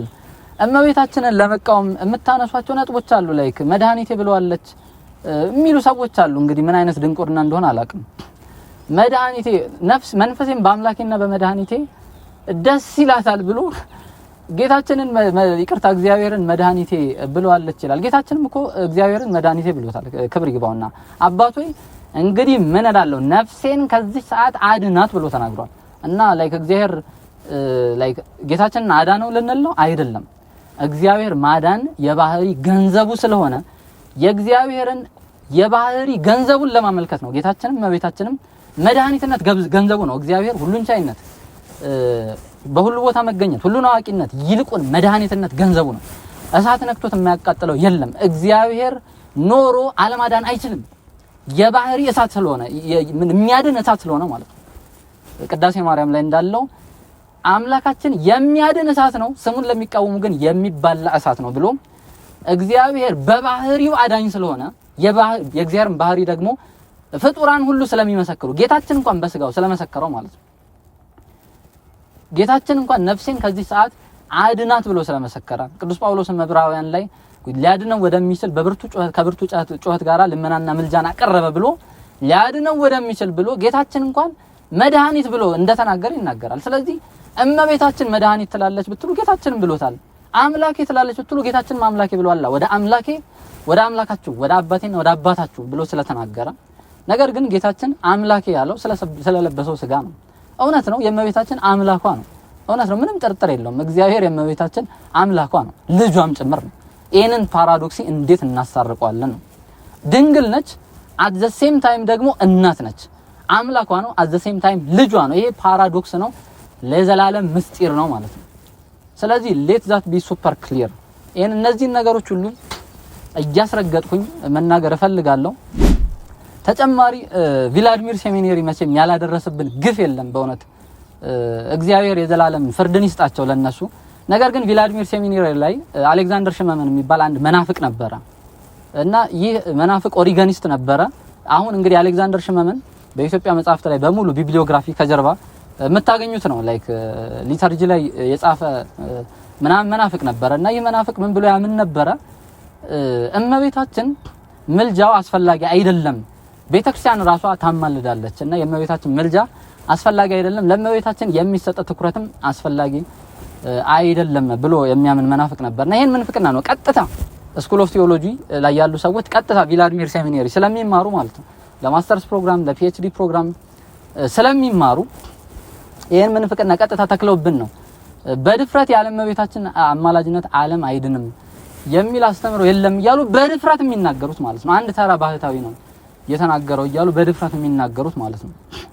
እና ጀስት ቱ ቢ ክሊር ያ ባህታዊ አባ ጊዮርጊስ ነው። አባ ጊዮርጊስ ደግሞ ቅዱስ ነው። ምናልባትም ቅድስናው ከሌሎች የሚበልጥም ጭምር ቅዱስ ነበር።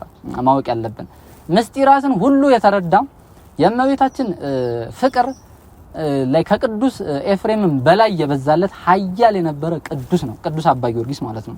ቅዳሴም ደርሷል። he is our church father ኦቶሪቴቲቭ ነው፣ ስልጣን አለው ማለት ነው አባ ጊዮርጊስ።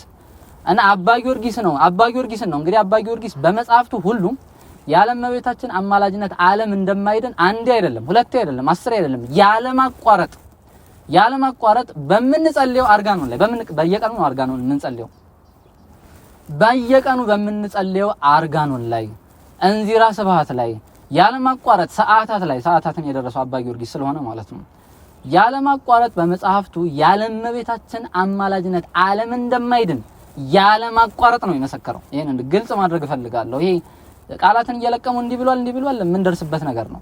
ግን just as a take home point ያለማቋረጥ አንዴ ሁለቴ ሳይሆን ጌታችን የባህሪ አምላክ እንደሆነ ሁሉ ያለ እመቤታችን አማላጅነት ደግሞ ዓለም እንደማይድን ያለማቋረጥ ነው የመሰከሩት እነዚህ አባቶች ማለት ነው። እኔን ግልጽ ማድረግ እፈልጋለሁ። ለምንድን ነው የማይድነው? ግልጽ ስለሆነ ነው። ምልጃ ስለሚያስፈልገን ነው። ምልጃ ግዴታ ስለሆነ ነው። በመልዕልተ መስቀል ጌታችን በተሰቀለ ጊዜ እውነት ነው the dispensation of grace አልቋል ወይም ደግሞ ዓለምን የማዳን ስራውን ፈጽሞታል ማለት ነው። ነገር ግን ግሬስን available የሆነ ግሬስን accessible ማድረግ ግን completely different metaphysics ስለሆነ ማለት ነው። ምን ማለት ነው? ለምሳሌ በምድር ላይ 75% እርዝ ሰርፌስ ኦሽን ነው፣ ውቅያኖስ ነው ወይም ውሃ ነው። ነገር ግን የሰው ልጆች በውሃ ጥም ነው የሚሰቃዩት። በጣም የሚያስገርም ነገር ነው። እንግዲህ ፓራዶክሲካል የሚባል ወይ መንቆቅልሽ ነገር ነው። 75% የምድር ላይክ እርዝ ሰርፌስ ውሃ ሆኖ የሰው ልጆች ግን ያለ ማቋረጥ የሚሰቃዩት ደግሞ በውሃ እጦት ነው። ድህነት ዓለምም እንደዛው ነው። እውነት ነው ጌታችን የባህሪ አምላክ ስለሆነ በመስቀል ላይ የፈጸመው ዓለምን የማዳን ስራ ለዓለም ሁሉ የሚበቃ ግሬስን ኮምፕሊት አድርጓል። he has completed the dispensation of grace to the entire world በምስጢር ለመላእክት እንኳን የሚሆን ጸጋን ወደዚህ ዓለም ዲስፐንስ አድርጓል ማለት ነው፣ ግልጽ አድርጎ ለመናገርና ይህ ጸጋ ግን available ቢሆንም accessible አልሆነም። ምክንያቱም ድህነት ሲነርጂ ስለሆነ ምን ማለት ነው 75% ውሃ የምድር ሰርፌስ ውሃ ሆኖ ነገር ግን የሰው ልጆች በውሃ ጥም የሚሰቃዩት ለምንድን ነው ቢባል ኦሽን ሲና ምንድነው ፖታብል ይቅርታ ኦሽን ዋተር እና ፖታብል ዋተር ስለሚለያዩ ነው። ወይም ደግሞ የባህር የውቅያኖስ ውሃና የሚጠጣ ውሃ ስለሚለያዩ ነው። ወይም ደግሞ የውቅያኖስ ውሃ ጨዋማ ስለሆነ ቀጥታ ስለማይጠጣ ተጣርቶ መጠጣት ስላለበት ማለት ነው። በተመሳሳይ መንገድ ግልጽ አድርገን ምን እየተናገርን ነው? ጌታችን ዓለምን ሁሉ ሰማይና ምድር ለማዳን የሚበቃ በቂ የሆነ ግሬስ የባህሪ አምላክ ስለሆነ ዲስፐንስ አድርጓል። በሱ በኩል ያለውን ዓለምን የማዳን ስራውን ፈጽሟል። 4 ነጥብ። ነገር ግን የኛ ድህነት አላለቀም። ለምን?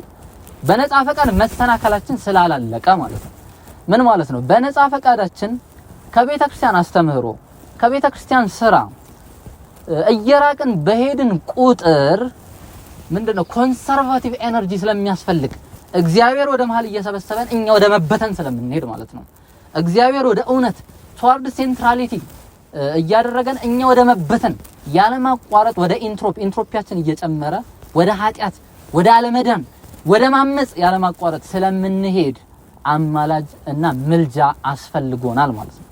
ይሄንን ምልጃ ደግሞ ኢሴንሻሊ ስልጣንን ተቀብላ ከእግዚአብሔር ዘንድ የምታማልደን እመቤታችን ነች ማለት ነው።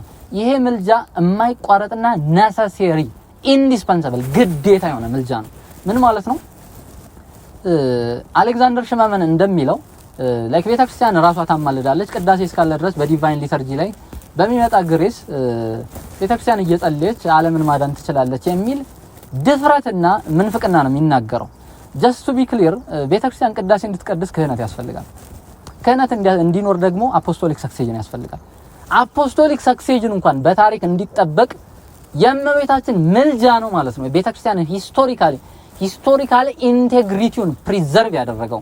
እንደዛማ ባይሆን የእመቤታችን ምልጃ ባይኖርማ ጳጳሳትና ሊቃነ ጳጳሳት በዝሙት ተፈትነው በጦር ተፈትነው ሁላቸውም ክህነታቸውን ባፈረሱ ነበር። ክህነታቸውን ስለሚያፈርሱ ብቻም አይደለም እጅግ በብዙ ምክንያቶች እርስ በርሳቸው ሳይስማሙ በተጠፋፉ ነበር። እርስ በርሳቸው እንዳይጠፋፉ ክህነታቸው ድንግልናቸውን አፈርሰው እንዳይሰበር በታሪክ ቤተክርስቲያን እንድትቀጥል አላውያን ነገስታት ቤተክርስቲያንን ሊያጠፋት በተነሱ ጊዜ ቁስጥንጥንያን እኛን አሁን የሚያሳድዱን ቁስጥንጥንያዎችን ጨምረው 717 ላይ ሙስሊሞች ባሳደዷቸው ጊዜ የቁስጥንጥንያን መንበር ከያዋን ምድር ሊደመስሱ ሲሉ ማን ነው የደረሰላቸው? የእመቤታችን ምልጃ። ራሳቸው የሚናገሩት ነው። 717 ላይ ሙስሊሞች በተነሱብን ጊዜ ወላዲታ አምላክ ባታማልደን ኖሮ መንበራችን ለዘላለም በጠፋ ነበር። የክርስትና 5ቱ መናብርት ሂስቶሪካል የሚባሉት በህይወት የሚኖሩት በማን ምልጃ ነው? አላውያን ነገስታት ሲነሱብን እማንጠፋው በእመቤታችን ምልጃ ነው። ምንም ጥርጥር የለውም። ቤተክርስቲያን በህይወት የምትኖረው እንኳን በእመቤታችን ምልጃ ነው። ስለዚህ ያለ እመቤታችን አማላጅነት ዓለም አይድንም። ግልጽ የሆነ የዘላለም አዋጅና ምስክርነት ነው። ይሄንን አስረግጠን ለዘላለም ያለ ማቋረጥ በፍጹም ኃይል ነው የምንመሰክረው። አባ ጽጌ ድንግል አይሁዳዊ ነበር። ወደ ክርስትና ከመጣ በኋላ በእመቤታችን ፍቅር ተነድፎ በሚኖርበት ጊዜ ምን ብሎ ይናገር ነበር? ካንቺ ምስጋና አንዲት ነጥብ ከምትወድቅ ሰማይና ምድር ቢያልፉ ይቀላል እያለ ይናገር ነበር። ምን ማለት ነው? ጌታችን ማቴዎስ 5:38 ላይ እንደሚናገረው ከኦሪትና ከነቢያት አንዲት ነጥብ ከምትወድቅ ሰማይና ምድር ቢያልፉ ይቀላል ካለ በኋላ እንኳን ትልልቆቹ ነገሮች ሜሪዮሎጂን ይቅርና ማይነር የሆኑት እነ ነብዩ አሞጽና እነ ነብዩ ኢዩኤል ከተናገሯቸው ነገሮች አንዲት ነጥብ ሲንግል አዮታ ከምትወድቅ ኳንተም ፕሮፌሲ ከምትወድቅ ሰማይና ምድር ቢያልፉ ይቀላል ካለ በኋላ ይልቁንም ከሁሉ በላይ የሆነ ምስክርነት የእመቤታችን ምስክርነት ከሚጎድል ሰማይና ምድር ቢያልፉ ይቀላል ብዬ በደንብ መደምደም እፈልጋለሁ ማለት ነውና ይህ የዘላለም ምስክርነት ነው የማይቀየር ማለት ነው። እመቤታችንን ኮምፕሮማይዝ አድርጎ ክርስትናም የለም በህይወት መኖርም የለም። ሲጀመር እመቤታችን እንዳልኩት ምክንያተ ፍጥረትም ጭምር ነች። እግዚአብሔር እንደ እመቤታችን አይነት ፍጥረት ባይኖር ኖሮ ዓለምን ጭምር አይፈጥረውም ነበር። ይሄንን በድፍረት ነው የምንናገረው፣ ስለማናውቅ አይደለም። የሚበልጥ ዕውቀትን አባቶቻችን ስለተረዱ ነው። ነገር ግን ይህ ምስጢር ለጊዜው ረቂቅ ስለሆነ ለጊዜው እናቆየዋለን፣ ግን እንመሰክረዋለን ግን ምስጢሩን ማስረዳትን ለጊዜው እናቆያለን። ምክንያቱም ሰው ቤዚክ ሜሪዮሎጂን እንኳን ለጊዜው እየተረዳ ስላልሆነ ማለት ነው። ሌላው አድሬስ ማድረግ የምፈልገው ነገር with the issue of the church fathers ቅዱስ ጳውሎስ ምን ብሎ ነበር? ሮሜ ምዕራፍ 15 ቁጥር 20 ላይ ምን ብሎ ነበር? ሌላ ሰው በመሰረተው መሰረት ሌላ ሰው ኦሬዲ የመሰረተውን መሰረት ላይ ደግሞ ሌላ ተጨማሪ መሰረት እንዳልመሰረት ወንጌል ወዳልተሰበከባቸው ቦታዎች ደግሞ ፈቀቅ አልኩኝ ይላል። ቅዱስ ጳውሎስ ምን እያለ ነው?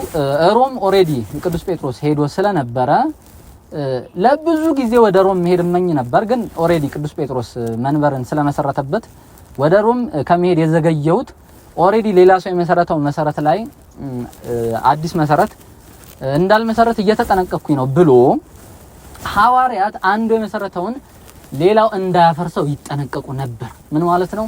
ቅዱስ ጴጥሮስ ኦሬዲ ሮምን ላይ ፋውንዴሽን ስላስቀመጠ ቅዱስ ጳውሎስ ኤዥያ ማይነር ላይ እየተዘዋወረ ሌላ ቦታዎች ላይ መስበክ ግዴታው ሆኖበት ነበር ማለት ነው። ምን ማለት ነው? ሌላ ቦታ ላይ ደግሞ ማንም ከተመሰረተው መሰረት ውጪ አዲስ መሰረት እንዳይመሰረት ይጠንቀቅ ይላል። ነገር ግን መሰረቱ ክርስቶስ ነው ካለ በኋላ በዚህ መሰረትነት ላይ አንዳንዱ በወርቅ የሚያንጻለ፣ አንዳንዱ በድንጋይ የሚያንጻለ፣ አንዳንዱ ደግሞ በአገዳ የሚያንጻለ፣ ነገር ግን ሁሉን የሚፈተን እሳት ይመጣል። በእሳት ተፈትኖ የጸና ስራው የጸናለት ዋጋውን ይቀበላል ይላል አንደኛ ቆሮንቶስ ምዕራፍ 3 ላይ ማለት ነውና ምን እያልን ነው? ባጭሩ አምስቱ መናብርት በክርስትና ታሪክ የየራሳቸው አፖስቶሊክ ፋውንዴሽን ብቻ ሳይሆን ፓትሪስቲክ ፋውንዴሽንም ነበራቸው። ምን እያልን ነው? ፓትሪስቲክ ፋውንዴሽን ነበራቸው ስንል ለምሳሌ ላቲኖቹ የራሳቸው ላይክ አወር ፕራይመሪ ቸርች ፋዘርስ የሚሏቸው አሉ። ላይክ ጀሮም፣ አምብሮስ፣ ላይክ ግሬጎሪ እና ኦገስቲን ማለት ነው። በተመሳሳይ አሌክዛንድሪያ ወይም እስክንድሪያ የራሳችን መሰረት የምትላቸው ፕራይመሪ ቸርች ፋዘርስ አሏት። አትናቴዎስ፣ ቄርሎስ፣ ዲዮስቆሮስ እነዚህ ማለት ነው። በኋላ ደግሞ እና አባ ሕርያቆስ ማለት ነው። በተመሳሳይ መንገድ ኢስተርን ኦርቶዶክሶች ወይም ደግሞ ምስራቃውያኑ በዋነኝነት የኛ መሰረት የሚሏቸው ጎርጎርዮስ ዘእንዚናዙ፣ ቅዱስ ዮሐንስ አፈወርቅንና ቅዱስ ባስልዮስን ነው። አንጾኪያውያን ደግሞ ወይም ደግሞ የሶሪያ መንበር ደግሞ በዋነኝነት ፋውንዴሽናል ቸርች ፋዘርስ የሚሏቸው ቅዱስ ኤፍሬም ዋነኛ የሆነና ከቅዱስ ኤፍሬም ቀጥሎ ደግሞ ያዕቆብ ዘስሩግ፣ ከዛ በኋላ ደግሞ ሳዊሮስ ዘእስሙናይን፣ ሴቬረስ ዲ አሽሙናይን የሚባለው ማለት ነው። ከዛ በኋላ ደግሞ ማሪሳቅ ይኖራል። በተመሳሳይ መንገድ የኢትዮጵያ ቤተክርስቲያን የራሷ ፋውንዴሽናል ፓትሪስቲክ የሆነ ፋውንዴሽን አላት እና የኢትዮጵያ ቤተክርስቲያን ደግሞ መሰረቴ የምትላቸው የመጀመሪያው ቅዱስ ኤፍሬም ነው። ቅዱስ ኤፍሬም ውዳሴ ማርያምን የሰጠንና ያለማቋረጥ የምንመሰክረው ቅዱስ ኤፍሬም እሱ ነው የመጀመሪያውን ፋውንዴሽን የሰጠን ማለት ነው። የቅዱስ ኤፍሬምን ውዳሴ ማርያም ይዞ ቅዱስ ያሬድ አንቀጸ ብርሃን ብሎ ኤክስፓንድ አድርጎ ድርሰትን ጽፎልናል። ቅዱስ ያሬድ ሁለተኛው ቸርች ፋዘራችን ነው ማለት ነው። ከዛ በኋላ ደግሞ ሜዲቫል ታይምስ ላይ የተነሳው ኃያሉ ዳግማዊ ቄርሎስ የሚባለው ቅዱስ አባ ጊዮርጊስ ነው ማለት ነው። ከዛ ቅዱስ አባ ሕርያቆስንም እንደ ቸርች ፋዘር እንቆጥሯለን። ይህ ማለት ሌሎቹን እነ ቅዱስ ባስልዮስን እነ ጎርጎርዮስን እነ ቄርሎስን የሌሎቹን ሌሎቹ አምስቱ መናብርት ላይ ያሉትን እኛ ፋውንዴሽናል አይደሉም ማለት አይደለም፣ እንደዛ አይደለም። ነገር ግን እግዚአብሔር ባወቀ ቤተክርስቲያን ህንጻ ስለሆነች ቅዱስ ጳውሎስ እንዳለው ማለት ነው መሰረት ያለው አምድ ያለው እና ግድግዳና ጣሪያ ያለው ህንጻ ስለሆነች ድል የነሳውን በቤቴ ውስጥ አምድ እንዲሆን ሰጠዋለሁ ስላለ ማለት ነው ጌታችን ክብር ይግባውና አምድ እንዲሆን ሰጠዋለሁ ስላለ እነዚህ ሊቃውንት ደግሞ ምንፍቅናን ሁሉ ድል ስለነሱ አምድ እንዲሆኑ ጌታችን ሰጥቷቸዋል ማለት ነው። ቅዱስ አባ ጊዮርጊስ በኢትዮጵያ የነበሩ ሄራሲዎችን ዓለም ከተፈጠሩ ጀምሮ የነበሩ ሄራሲዎችን ልክ እንደ ቅዱስ ኤጲፋኒዮስ ዘርዝሮ ማለት ነው መጽሐፈ ምስጢር በሚለው መጽሐፉ ሁሉንም ምንፍቅናዎች ከተረዳ በኋላ የኢትዮጵያ ቤተክርስቲያን የምታምናቸውን ነገሮች ክሊርሊ ስቴት አድርጎ ይልቁንም ምንድነው ንጉሱ ዘርዓ ያዕቆብን አስተምሮ ዘርዓ ያዕቆብ ደግሞ ኢትዮጵያ ላይ እጅግ ብዙ ፋውንዴሽናል ስራዎችን ጥንቁልናን ጣዖት አምልኮን ከኢትዮጵያ አስወግዶ ሜሪያን ዲቮሽንና ዲቮሽን ቱ ዘ ክሮስን ለመስቀልና ለእመቤታችን ያለ ዲቮሽንን አቀጣጥሎ ስለሄደ አባ ጊዮርጊስ የኛ አምዳችን ነው መሰረታችን ነው ማለት ነው። አርጋኖን ለኛ ዶግማቲክ የሆነ መጽሐፋችን ነው ማለት ነው። ሰዓታት አርጋኖን ማለት ሰዓታት ማለት አርጋኖን በዜማ እንደማለት ነው። ስለዚህ እነዚህ አባቶች ለኛ ፋውንዴሽናል ናቸው ማለት ነው። አሁን ምን ማለት ነው? የኢትዮጵያ ቤተክርስቲያን በወርቅ የታነጸች ነች ማለት ነው። ስለዚህ ሌሎቹ ያነጹትን አንቃወምም። ሌሎቹ ምናልባትም በአለት የታነጹ ሊሆኑ ይችላሉ። እንደኛ በወርቅ የሚያብረቀርቁ ላይሆኑ ይችላሉ። በሜሪያን ዲቮሽን እና በሜሪያን ግሎሪ በወላዲተ አምላክ ክብር በወርቅ የሚያብረቀርቁ ላይሆኑ ይችላሉ። በአለት መሰረትነት ላይ በአለት የተሰሩ ሊሆኑ ይችላሉ። አንቃወማቸውም። ነገር ግን ኦሬዲ በወርቅ የታነጸ ቤተ መቅደስ ላይ ድንጋይና አምጥቶ የሚያስገባ የለም። እዚህ ከፍ ያለ ምስጢርን እየተናገረ ኦሬዲ ከፍ ያለ ምስጢርን ካደላደልን በኋላ ዝም ብሎ መዞ ባስልዮስ እንደዚህ ብሏል፣ ዮሐንስ አፈወርቅ እንደዚህ ብሏል የሚባል ነገር የለም። ለምንድን ነው ባስልዮስና ቅዱስ ዮሐንስ አፈወርቅን እኛ ስለማንቀበላቸው ሳይሆን ምስጢር ማደላደል ስላለብን ኮምፓቲብል መሆን አለበት። የሆነ ላይ ከድንጋይ የታነጸ ህንጻ ላይ ዝም ብሎ እንጨት መሃል ላይ አይገባበትም። ምን ይያልን ነው? ኮምፓቲብል መሆን አለበት። ምስጢር ተደላድሎ ነው የሚገባው ማለት ነው። ስለዚህ ከቅዱስ ባስልዮስ ከቅዱስ ዮሐንስ አፈወርቅ ፊልተር አድርገን ወርቅ በሆነች በዚህ ቤተክርስቲያን ላይ ምንድነው ወርቅ በሆነች በዚህ ቤተክርስቲያን ላይ እናስቀምጣለን ማለት ነው። ስለዚህ ቅዱሳን አባቶች እንኳን ቢሆኑ እንኳን ብድግ አድርገን ኦሬዲ የተመሰረተውን ምስጢር የተመሰረተውን መደላድል ከዚህ ጋር ኮምፓቲብል ነው አይደለም የሚለውን ሳናጣራ ምስጢር ሳናደላድል ብድግ ብለን ባስልዮስ ሲንታግማ ብሏል፣ ዮሐንስ አፈወርቅ እንደዚህ ብሏል ማለት አንችልም። ለዚህ ደግሞ ሊቃውንቶች አሉልን። ይህ ታስክ ኃላፊነት የተቀበሉ ሊቃውንት አሉ። ምን ማለት ነው?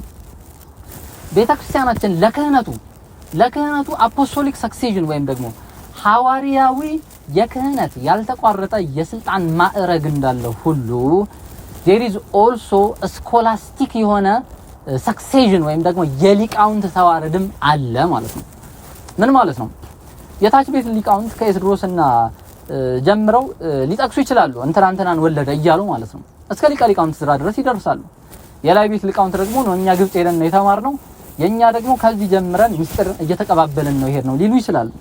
in any case ግን there is also a scholastic የሆነ ሰክሴሽን ምን ማለት ነው? ሃይማኖት መገለጥ ስለሆነ እንደ አዲስ እኛ በተረዳነው ልክ ኮንስቲቲዩት የምናደርገው ሳይሆን የተቀበልነው ስለሆነ መገለጥና የእግዚአብሔር ምስጢርም ስላለበት ማለት ነው።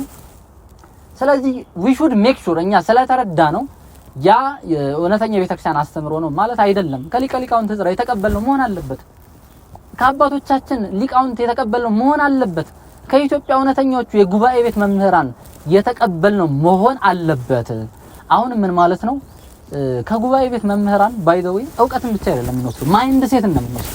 እንደዚህ ይታሰባል የሚለውን ማይንድ ሴትን እንወስዳለን፣ ትህትናን እንወስዳለን፣ የግል ምስክርነታቸውን የህይወት ምስክርነታቸውን እንወስዳለንና ምንድነው ስኮላስቲክ የሆነውን ሰክሴሽን ወይም ደግሞ የሊቃውንትን ተዋረድ ባልጠበቀ መንገድ ዝም ብለው እየቦጨቁ ባስልዮስ እንዲህ ብሏል፣ ጎርጎሬስ እንዲህ ብሏል የሚል የፕሮቴስታንቶች አይነት ፕሮቴስታንቶች መጽሐፍ ቅዱስ እንደሚጠቅሱት ባስልዮስን ስለጠቀስክ ልክ ነው ማለት አይደለም እንዴ። ፕሮቴስታንቶች እኮ ከባስልዮስ የሚጠቅስ ወንጌል ዮሐንስን ነው የሚጠቅሱት።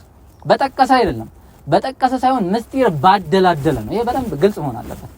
ስለዚህ አንደኛ ዝም ብላችሁ የሆነ ቸርች ፋዘር የምትጠቅሱ ሰዎች መጀመሪያ ለአባ ጊዮርጊስ ያላችሁትን ንቀት አስታግሱት። መጀመሪያ አባ ጊዮርጊስ ምናልባትም የሚበልጥ መረዳትና የሚበልጥ ቅድስና ሊኖረው እንደሚችል እንኳን በትህትና ማሰብ መቻል አለባችሁ መጀመሪያ ማለት ነው።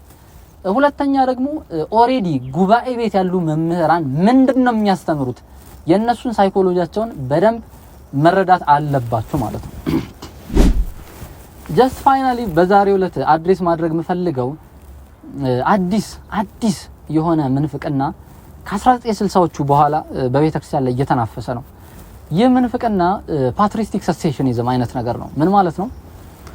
ፕሮቴስታንቶቹ መጽሐፍ ቅዱስ 99 ዓመተ ምህረት ተጽፎ ካለቀ በኋላ በቃ መንፈስ ቅዱስ በቤተክርስቲያን ታሪክ ውስጥ መስራት አቁሟል ወይም ደግሞ ሰሴሽኒዝም ቢብሊካል ሰሴሽኒዝም የሚባል ምንፍቅና አለባቸው።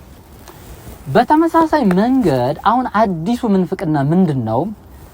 ፓትሪስቲክ ሰሴሽኒዝም ወይም ደግሞ በአራተኛው ክፍለ ዘመን በጎርጎሪዮስ እና በባስሊዮስ ዘመን መንፈስ ቅዱስ ሰርቶ አቁሟል። ከዛ በኋላ የተገለጠ ምስጢርም የተገለጠ መረዳትም የለም የሚል አዲስ ምንፍቅና ነው በቤተክርስቲያኒቱ ላይ እየተራገበ ያለው ማለት ነው። ብዙም አልራቅም ከፕሮቴስታንቶቹ ከፍ ነው ያደረግነው። አንድ ስቴፕ ከፍ ያለ ሌላ የተረገመ ምንፍቅና ማለት ነውና እውነት ለመናገር ግልጽ አድርጎ ለመናገር ቤተክርስቲያኒቱ ልክ ኩላዊት ነች እንደምንለው ዩኒቨርሳል እንደሆነችው አፖስቶሊክ ነች እንደምንለው ሐዋርያዊት እንደሆነችው ሶስተኛ ባህሪ ያላት ቤተክርስቲያን እሱም ሂስቶሪካል ወይም ደግሞ ታሪካዊት የሆነች ቤተክርስቲያን ነች። ምን ማለት ነው?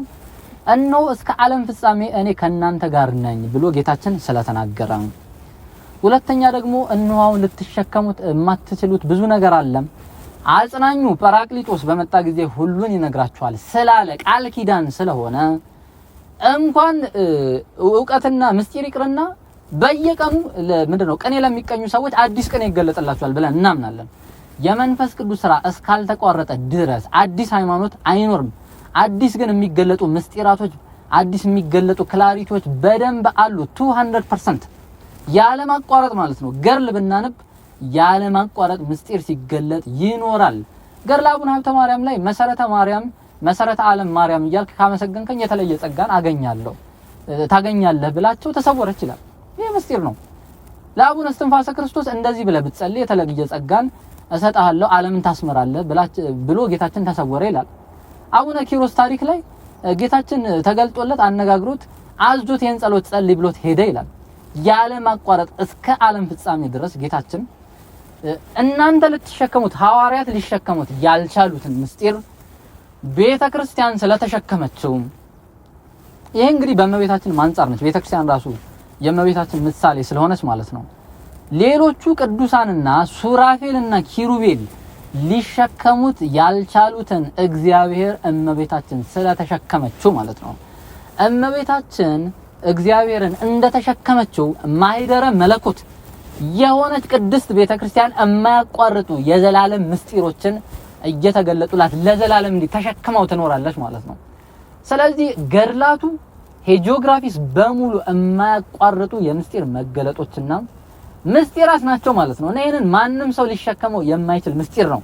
እውነተኞች ከሆናችሁ ገድለ አንብቡ፣ ገድለ አቡነ ሀብተ ማርያምን አንብቡ፣ ገድለ እስትንፋሰ ክርስቶስን አንብቡ፣ ገድለ አቡነ ዘራቡሩክን አንብቡ፣ ገድለ ገድለ አቡነ በጸሎተ ሚካኤልን አንብቡ፣ ገድለ አቡነ ፊልጶስን አንብቡ፣ ገድለ አቡነ አሮንን አንብቡ፣ ገድላትን በሙሉ አንብቡ፣ ገድለ አባ ጊዮርጊስን አንብቡ። ሐዋርያት ሊሸከሙት ያልቻሉትን ምስጢር ማይደረ መለኮት የሆነች ቤተክርስቲያን ስለተሸከመችው ማለት ነው። ቤተክርስቲያን ተሸክማለች ማለት ምን ማለት ነው? ቤተክርስቲያን ገድልን ተሸክማለች። ገድል ደግሞ እኛም ማንሸከመውን እውነት ተሸክሟል። ስለዚህ ቤተክርስቲያን ተሸክማለች ማለት ነው። በእኛ ዘመን ለምሳሌ በፕሌን መሄድ ብርቅ አይደለም።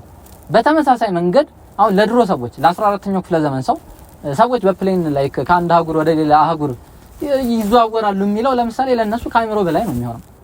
በተመሳሳይ መንገድ አሁን እኛ መንፈሳዊ ድርቀትና መንፈሳዊ ውድቀት በገጠመን በዚህ ዘመን ማለት ነው ሜዲቫል ታይምስ ላይ የነበረ የእሳት አውታር የነፋስ አውታር የእሳት አውታር በነፋስ አውታር ተነስተው አቡነ ዜና ማርቆስ ከምሁር ወደ ወደ መንዝ መጡ ምናምን። ይሄ አሁን ተረት የሚመስለን ነገር ግን የዘላለም እውነት የሆነ እኛ ስላልተረዳነው እውነት አይደለም ማለት ስለሆነ ማለት ነውና ቤተክርስቲያን ያለ ማቋረጥ በመገለጥ ውስጥ በምስጢር ውስጥ ነው የምትኖረው ማለት ነው። አባቶቻችን እንደውም ያለ ማቋረጥ ጭራሽ ላይክ ኮምፒት የሚያደርጉት የነበረው ማን ምስጢር ተገለጠለት። ለምሳሌ አቡነ ሀብትዬ ገር ላይ ምን ምስጢር ተገልጦልሃል ብሎ ደቀ መዝሙሩ ሲጠይቅ እናያለንና ጭራሽ ምን ምስጢር ተገለጠልህ ነው እንጂ ጥያቄው የምስጢር መገለጥ አቁሟል የሚል አስተምሮ የለም። ስለዚህ በደንብ ክሊርሊ ቤተክርስቲያን ውስጥ ምስጢር እንደሚገለጥ ይልቁንም ደግሞ ሜሪዮሎጂካል የሆኑ ሚስትሪስ ነገረ ወላዲተ አምላክ ክብረ ወላዲተ አምላክ በአባቶቻችን ልቦና ላይ የሰለጠነ ስለነበረ ማለት ነው ግልጽ አድርጎ ለመነጋገርና አቡነ ተክለ ሃይማኖት እኮ የእመቤታችንን ታቦት አስቀምጠው ነው ሲሰግዱ የኖሩት። ቅድስና ላይ የደረሱት እኮ የእመቤታችን ታቦት ላይ ሲሰግዱ ስለነበረ ነው። አባቶቻችን ቅድስና ላይ የደረሱት እንኳን ሜሪያን ዲቮሽን ስለነበራቸው ነው። ቤተክርስቲያኒቱ ውዳሴ ማርያምን በሁለተኛው 1000 ዓመት አይደለም መድገም የጀመረችው ከመጀመሪያው ስታርቲንግ አውት ፍሮም ዘ ፈርስት ሚሊኒየም ማለት ነው።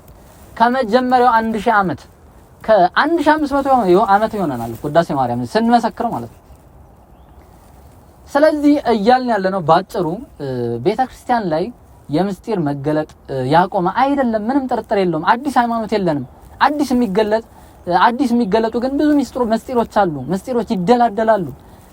ቅዱስ ሚካኤል የመላእክት አለቃ እንደሆነ እኮ ግልጽ የሆነላቸው አባቶቻችን ከመላእክት ጋር የሚተካከል ቅድስና ኖሯቸው ነጽሮተ መላእክት ላይ ስለደረሱ ያዩትን ነው የነገሩን። ስለዚህ ሚካኤል የመላእክት አለቃ ነው፣ ስፔኩሌቲቭ አይደለም፣ እየገመተን አይደለም። አክቹአሊ የመላእክት አለቃ ሆኖ ቅዱሳን ስላዩት ነው። ከሚካኤል ቀጥሎ ቅዱስ ገብርኤል በራንክ እንደሆነ አባቶቻችን አይተው ነው የነገሩን፣ ገምተው አይደለም የነገሩን። ስለዚህ ምስጢር ይገለጣል። ምስጢረ መላእክት ተገልጧል በቤተክርስቲያን ውስጥ ምንም ጥርጥር የለም። ክብረ ወላዲተ አምላክ ተገልጧል። መላእክት እመቤታችንን ሲያመሰግኗት ቅዱሳን አይተዋል በራእይ ምንም ጥርጥር የለውም። ስለዚህ ፓትሪስቲክ ሰሴሽኒዝም ወይም ደግሞ በአራተኛው ክፍለ ዘመን በባስልዮስና በጎርጎሪዮስ ዘመን ቤተክርስቲያን ምንድነው ምስጢር መገለጥ አቁሟል የሚል አስተምሮ የለም። በሐዋርያት ዘመንም አልቆመም፣ በባስልዮስ ዘመንም አይቆምም። በቃ ግልጽ የሆነ አስተምሮ ነው። የምስጢር መገለጥ በቤተክርስቲያን ውስጥ አይቆምም። 4 ነጥብ። ሊቃውንትን ያለ ማቋረጥ እስከ ዓለም ፍጻሜ የሚያስነሳ ለባህሪው የሚያስመሰክር እውነተኛ አምላክ ክርስቶስ ስለሆነ ማለት ነው። መነኮሳት በጸሎት ቢመሰክሩለት ሊቃውንት በእውቀት ስለሚመሰክሩለት ምስክሮቹ ስለሆኑ ለሊቃውንት ምስጢር እንደሚገለጥ እናምናለን። የእመቤታችን ምስጢር ደግሞ በሊቃውንት አንደበት የሰለጠነ ነው፣ በሊቃውንት ዘንድ የሰለጠነ ነው። ሁለተኛው ኮንቴክስት አውት ኦፍ ኮንቴክስት የሚተረጎሙ ነገሮች ነው እየበጠበጡ ያሉ። ምን ማለት ነው? ይሄንን በደንብ አድሬስ ማድረግ የምፈልገው the first 500 years of Christianity was very chaotic። ይሄንን በደንብ ግልጽ ማድረግ ፈልጋለሁ። በጣም ምስቅልቅሉ የወጣ ዘመን ነበረ። ስለዚህ early church ላይ ትግሉ ጌታችን የባህሪ አምላክ ነው አይደለም ነበረ። ምክንያቱም ግማሹ ፕሪ ኤግዚስቲንግ ስፒሪት ነው የሚል አለ፣ ግማሹ ከወልድ የሚያንስ መለኮት ነው የሚል አለ፣ ግማሹ ፈጥሮ ፈጠረበት የሚል አለ፣ ግማሹ በቃ ተራ ሰው ነው ፍጡር ነው መሲህ ብቻ ነው እንጂ የባህሪ አምላክ አይደለም የሚሉ ኤቢዮናይትስ ነበሩ። እማያልቁ መንፍቅናዎች ነበሩ። ከዚህ አንዱ መናፍቅ ደግሞ ከሌላው መንፍቅና ለመሸሽ የገባበት ብዙ መንፍቅና ነበር። ለምሳሌ ኦሪገን እንደ አሪዮስ ፈጥሮ ፈጠረበት ላለ ማለት ነው ከወልድ ያንሳል ግን በመለኮት ነው የሚያንሰው እሱ ራሱ መለኮት ነው የሚል ሌላ መንፍቅና ፈጥሮ ነበር። ከዛ ሌላ ቦታ ላይ ደግሞ መቅዶኒዮስ ተነስቶ ሻብና ወልድ መለኮት ናቸው፣ መንፈስ ቅዱስ ግን መለኮት አይደለም። መንፈስ ቅዱስ he is simply the energy of God የእግዚአብሔር ኃይል ነው እንጂ የባህሪ አምላክ አካላዊ የሆነ እግዚአብሔር አካላዊ የሆነ መንፈስ አይደለም ብሎ መንፈስ ቅዱስ ህጹጽ ነው ብሎ ተነስቶ ነበረ። ከዛ በኋላ ደግሞ ንስጥሮስ ምንድነው ሁለት አካል ሁለት ባህሪ ብሎ ተነስቶ ነበረ። ከዛ በኋላ ደግሞ ስንት መንፍቅናዎች ካቶሊኮችና ምስራቆች ያነሷቸው ላይክ እኛ አንድ አካል አንድ ባህሪ ብለን ከጨረስን በኋላ እነሱ ሌሎች ብዙ መንፍቅናዎች እንዳይወቴሊቲስም በዘመናት ሁሉ ቤተክርስቲያን እኮ የማያቋርጥ መንፍቅና ሲነሳባት ነው የኖረው ማወቅ ያለብን። ይልቁንም የመጀመሪያዎቹ 500 ዓመታትና ሮማን ኤምፓየር እስከወደቀበት እስከ 476 ድረስ ቤተክርስቲያን ምንም ሰላም አግኝታ አታውቅም ነበር። የሮማን ኤምፓየር መውደቅ መሲሁ ዓለምን እንዳሸነፈው ምስክርነት ነበረ። ምክንያቱም የሮማን ጣዖታት የሮም ፍልስፍናዎች ናቸው ቤተክርስቲያንን ያለማቋረጥ ሲያደክማት የኖሩት። ዮሐንስ አፈወርቅ እንደሚናገረው ማለት ነው አፖሎጀቲክሱም ወይም ደግሞ ዕቅበተ ሃይማኖቱም የሚሰራው ኮንቴክስቱና ባክግራውንዱ ጣዖትን ለሚያመልክ ዓለም ብዙ አማልክትን ለሚያመልክ ዓለም ይልቁን ደግሞ ፍልስፍና ለሚያራምድ ዓለም ስለሆነ ከፍልስፍና ወጥቶ በነፃነት ቅድስት ሥላሴ እሮያን ናቸው ከሚለው አስተምሮ ሙቭ ኦን አድርጎ ላይክ ወደ ተደላደለ ምስጢር ለመሄድ እድሉ ራሱ አልተገኘም። መናፍቃንን ቀንም ሌሊትም ሲዋጉ ነው የኖሩት። ቅዱስ ባስልዮስ እንደሚለው ማለት ነው። ሱቅ እንደሄድክ መጀመሪያ ከምትገዛው ዕቃ ይልቅ የወልድ ፍጡርነት ነው አስቀድሞ የሚነገር ይላል። እነሱ አሁን የወልድ የባህሪ አምላክነትን ሲዋጉ የኖሩ ሰዎች ነገረ ወላዲተ አምላክን ሲያደላድሉ ይኖራሉ ማለት የዋህነት ነው። ምክንያቱም በዛ ሰዓት ገና ነገረ ክርስቶስ ላይ ነበሩ እነሱ የነበሩት። ገና የወልድ የባህሪ አምላክነትን ከአርዮሳውያን ጋር ሲዋጉ ነው የኖሩት። የእመቤታችንን የወላዲተ አምላክነትን ክብር ለመመስከር ነፃነቱ እንኳን አልነበራቸውም። they did not even have the freedom and the time and the luxury ጊዜው አልነበራቸውም ማለት ነውና ይልቁንም የሮማን ኤምፓየር መውደቁ የሮም መንግስት መውደቅ የቤተ ክርስቲያን የዘላለም እረፍት ሆኖ ከምንፍቅና ትንሽ አረፍ ብላ ምስጢር ለማደላደል ጊዜ ያገኘችው ከዛ በኋላ ስለሆነ ብዙ ባክግራውንዶችን መረዳት ያስፈልገናል ማለት ነውና ምንድነው ላይክ ታሪክንም አለማወቃችንም ስለሆነ ማለት ነው ብዙ ምንፍቅና ውስጥ የሚከተን ኮንቴክስትን አለመረዳታችን ስለሆነ ማለት ነው እና እንዴ ጌታችን የባህሪ አምላክ መሆኑ ሳይመሰከር እነዛ ሁሉ የማያልቁ 1 ሚሊዮን አማልክት ባሉበት ዓለም እነሱ ጭንቀታቸው ኦብቪየስሊ የእግዚአብሔር አንድነት ነው። ስለዚህ የእግዚአብሔር አንድነትን ለማጽናት እግዚአብሔር አንድነቱ ላይ በጣም የሚያተኩሩና ለአብ የበለጠ ቦታ የሰጡ የሚመስሉ ግን ያልሆኑ ንግግሮች ሊኖሩ ይችላሉ። ላይክ ሞናርኪ ኦፍ ዘ ፋዘር የሚል አስተምሮ ባይኖርም ነገር ግን እንደዛ የሚመስል አብ የነገሮች መነሻ ነው የሚመስል አስተምሮ ብታገኙ እንኳን ጣዖትን ለሚያመልክ ዓለም የእግዚአብሔርን አንድነት ለማጽናት አርዮሳውያንን ምክንያት ለማሳጣት ነው እንጂ ኮንቴክስቱ የአብ የወልድ የመንፈስ ቅዱስን እሩያንነት ለማፋለስ አይደለም እንጂ የአብ የበላይነት የአብ ገዥነት ምናምን አይነት የማይነገር ማለት ነው። ጸያፍ የሆነ ንግግር አይነገርም ማለት ነው። ሌላው መጨመር የምፈልገው ሐሳብ ምንድነው? ለምሳሌ መናፍቃን ፕሮቴስታንቶች ለምንድነው ጊዮርጊስን የምታከብሩት? ለምንድነው ቅዱሳን የምታከብሩት? ለምንድነው ኢየሱስን የማታከብሩት ይላሉ። አሁን እንደዚህ ሲሉ ምንድነው አፍ ሲከፈት ጭንቅላት ይታያል እንደሚባለው በእነሱ አይምሮ ውስጥ ክርስቶስ ፍጡር ነው ማለት ነው። ፍጡር ከፍጡር ስለሆነ ማለት ነው የሚጋጭበት ሰው ክርስቶስን ፍጡር ነው ብሎ ካላሰበ እንዴት ላይ የባህሪ አምላክ ፈጠራቸው ከፈጣሪያቸው ጋር እንዴት ሰው ያነጻጽሯል? ነገር ግን እነሱ እየነገሩን ያሉት በእኛ አይምሮ ውስጥ ክርስቶስ ፍጡር ስለሆነ እየተፎካከረብን ተቸግረናል፣ ግራ ተጋብተናልና ግራ አታጋቡን፣ በእኛ ምንም ባልተማረ አይምሮ ውስጥ ግራ በመጋባት አበድን እያሉ ድንቁርናቸውን ነው እየነገሩን ያሉት። ስለዚህ እውነት ነው ክርስቶስ አምላክ እንደሆነ የባህሪ አምላክ እንደሆነ ስለማታምኑ ነው ብለን ነው መሄድ ያለብን። በተመሳሳይ እንዴት ነው እመቤታችን ሚዲያተር አማላጅ የምትባለው ክርስቶስ ነው እንጂ ሚዲያተር ብሎ የሚከራከር ሰው ይሄ ሰውዬ እየነገረኝ ያለው ክርስቶስ እግዚአብሔር አይደለም። ለምሳሌ በእኔ በቀር ወደ አብ መሄድ የለም ሲል እኛ ምንድነው የምናስበው? እኔ ሰው ባልሆን ኖሮ ዓለም አይድንም ይልቁንም ወደ እግዚአብሔር ወደ ቴዎሲስ አትደርሱም ነበር እያልን ነው እንጂ እኔ ወልድ ሚዲያተር ሆኖ ወደ አብ ምን ነው ሆኖ አይደለም። ይልቁንም ስለ ምስጢረ ስጋዌ ነው እየተናገሩ ያለው። በእኔ በቀር ወደ አብ መሄድ የለውም የሚለውን ወስደው ኖ ላይክ ሚዲያተር ስለሆነ ነው ብለው የሚያስቡ ከሆነ አባታችን ሆይ በሰማያት የምትኖር ስንል እኛስ አባታችን ሆይ ስንል አብ ወልድ መንፈስ ቅዱስን ነው አባታችን የምንለው። እነሱ ግን አባታችን የሚሉት አብን ብቻ ከሆነ ምንፍቅናው እስከወደቁ እነዚህ ሰዎች መናፍቃን ስለሆኑ ነው ማለት ነው። የእመቤታችን ሚዲያተርነት የማይዋጥላቸው አንድ እግዚአብሔር አለ በእኛና በእግዚአብሔር መካከል ያለ መካከለኛ ግን ክርስቶስ ነው የሚለውን ከጠቀሱ ቅዱስ ጳውሎስ ያንን የተናገረው ስለምንድን ነው? አንድም ጌታችን ሰው ስለመሆኑ ይልቁንም ደግሞ ጌታችን በስጋው ወራት የምልጃን ስራ ስለሰራ ሚዲየት የማድረግ ስራን ስለሰራ ኦንቶሎጂካሊ ሚዲየት ስላደረገ የተፈጠረውን ዓለም ከራሱ ጋር ከባህሪው ጋር ስላስማማ ቅዱስ ጳውሎስ በእኛና በእግዚአብሔር ያለ መካከለኛ ያለ ክርስቶስ በመልዕልተ መስቀል መሰቀሉን ሲያመለክት ነው ማለት ነው። እነሱ ግን አውት ኦፍ ኮንቴክስት ጌታችን በመስቀል ላይ የሰራውን ስራ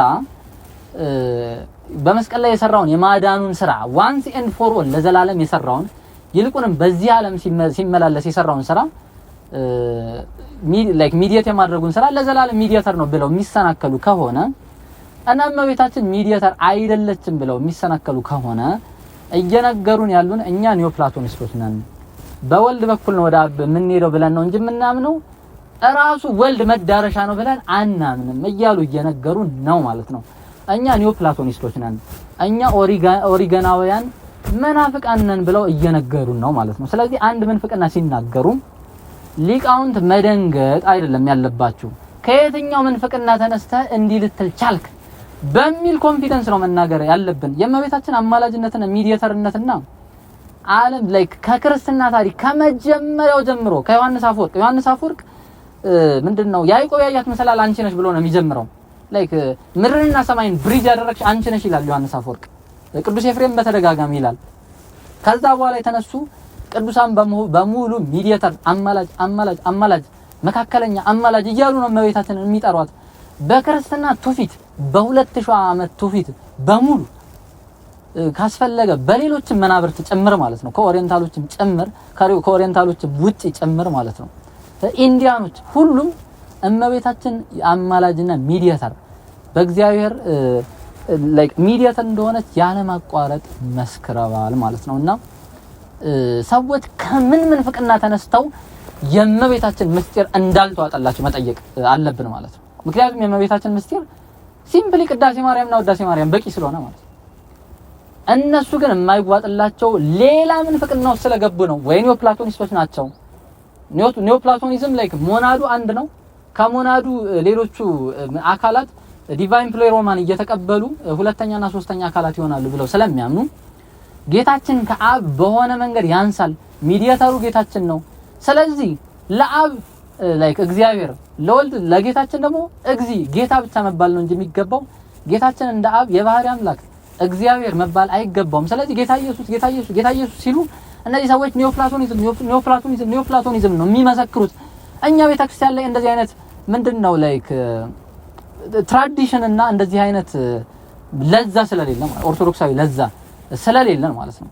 እኛ አጋዕስት ጌታችን ምንድነው አምላከ አማልክት አጋዕስት ንጉሠ ነገሥት ብለን ክሊርሊ የባህሪ አምላክነቱን ስለምንመሰክር ማለት ነው። እና እነዚህ ሰዎች ጌታ ኢየሱስ ምናምን የሚሉ ሰዎች ጌታችን ሚዲየተር ነው እያሉ ነው። ኒዮ ፕላቶኒስቶች ናችሁ ነው የምንላችሁ። ኦሪገኒስቶች ናችሁ። የወልድ የባህሪ አምላክነት አልተዋጠላችሁም።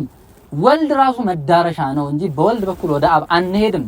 ወደ ወልድ ወደ ራሱ ነው የምንሄደው። ወደ አብ ወደ ወልድ ወደ መንፈስ ቅዱስ ዘላለማዊ ወደሚሆን ወደ ቅድስት ሥላሴ ነው የምንሄደው። ቅድስት ሥላሴ ራሱ መዳረሻ ነው እያልን ነው እንጂ አብ መዳረሻ አብ ኦሪጂንም አይደለም ዴስቲኔሽንም አይደለም። ይሄን ግልጽ አድርገን ነው የምንናገረው።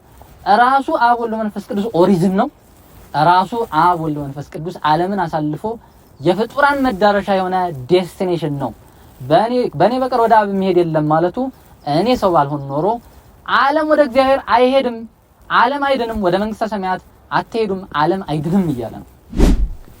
የዕለቱ የመጨረሻው አድሬስ የማደርገው ፖይንት ምንድነው? በጣም እያሰጋኝ ያለው ነገር ምንድነው? ቤተክርስቲያናችን እንግዲህ አንዲት ነች ይላል። ወነአምን በአሐቲ ቅድስት ቤተክርስቲያን ይላልና አንዲት ነች ካለ በኋላ ይህች ቤተክርስቲያን እንግዲህ በሁሉም ነገሯ አንዲት ዩናይትድ መሆን አለባት ማለት ነው። ባስተምህሯ ስትራክቸራሊ በሁሉም ነገር አንዲት የተዋሃደች መሆን አለባት ማለት ነውና ከ1960ዎቹ በኋላ ግን ቤተክርስቲያናችን ላይ ትልቅ ቀውስ መጥቷል። በቃ ሊትራሊ ምንድነው እየሆነ ያለው? ሰንበት ትምህርት ቤት ከሰንበት ትምህርት ቤት እየተጋጨ፣ ደብር ከደብር እየተጋጨ፣ ሀገረ ስብከት እየተጋጨ፣ ጉባኤ ቤት ከስኩል ኦፍ ቴዎሎጂ እየተጋጨ፣ በሁሉም ነገር ላይ ጳጳሳት ከጳጳሳት እየተጋጩ የማያቋርጥ ግጭት ውስጥ ነው የገባነውና የማያቋርጥ ግጭት የተፈጠረው ለምንድን ነው ብንል በአንድ ነገር ምክንያት ብቻ ነው። እሱም አስተምህሯችን ከአንድ ምንጭ ስለማይቀዳ ነው። አስተምህሯችን ሰንበት ትምህርት ቤቶች ካሪኩለማቸው ሌላ ነው። ስኩል ኦፍ ቴዎሎጂ ካሪኩለማቸው ከየት እንደመጣም አይታወቅም። ወፍ ዘራሽ የሆነ ዝም ብለው ከኢንተርኔት ዳውንሎድ አድርገውም ሊያስተምሩ ይችላሉ።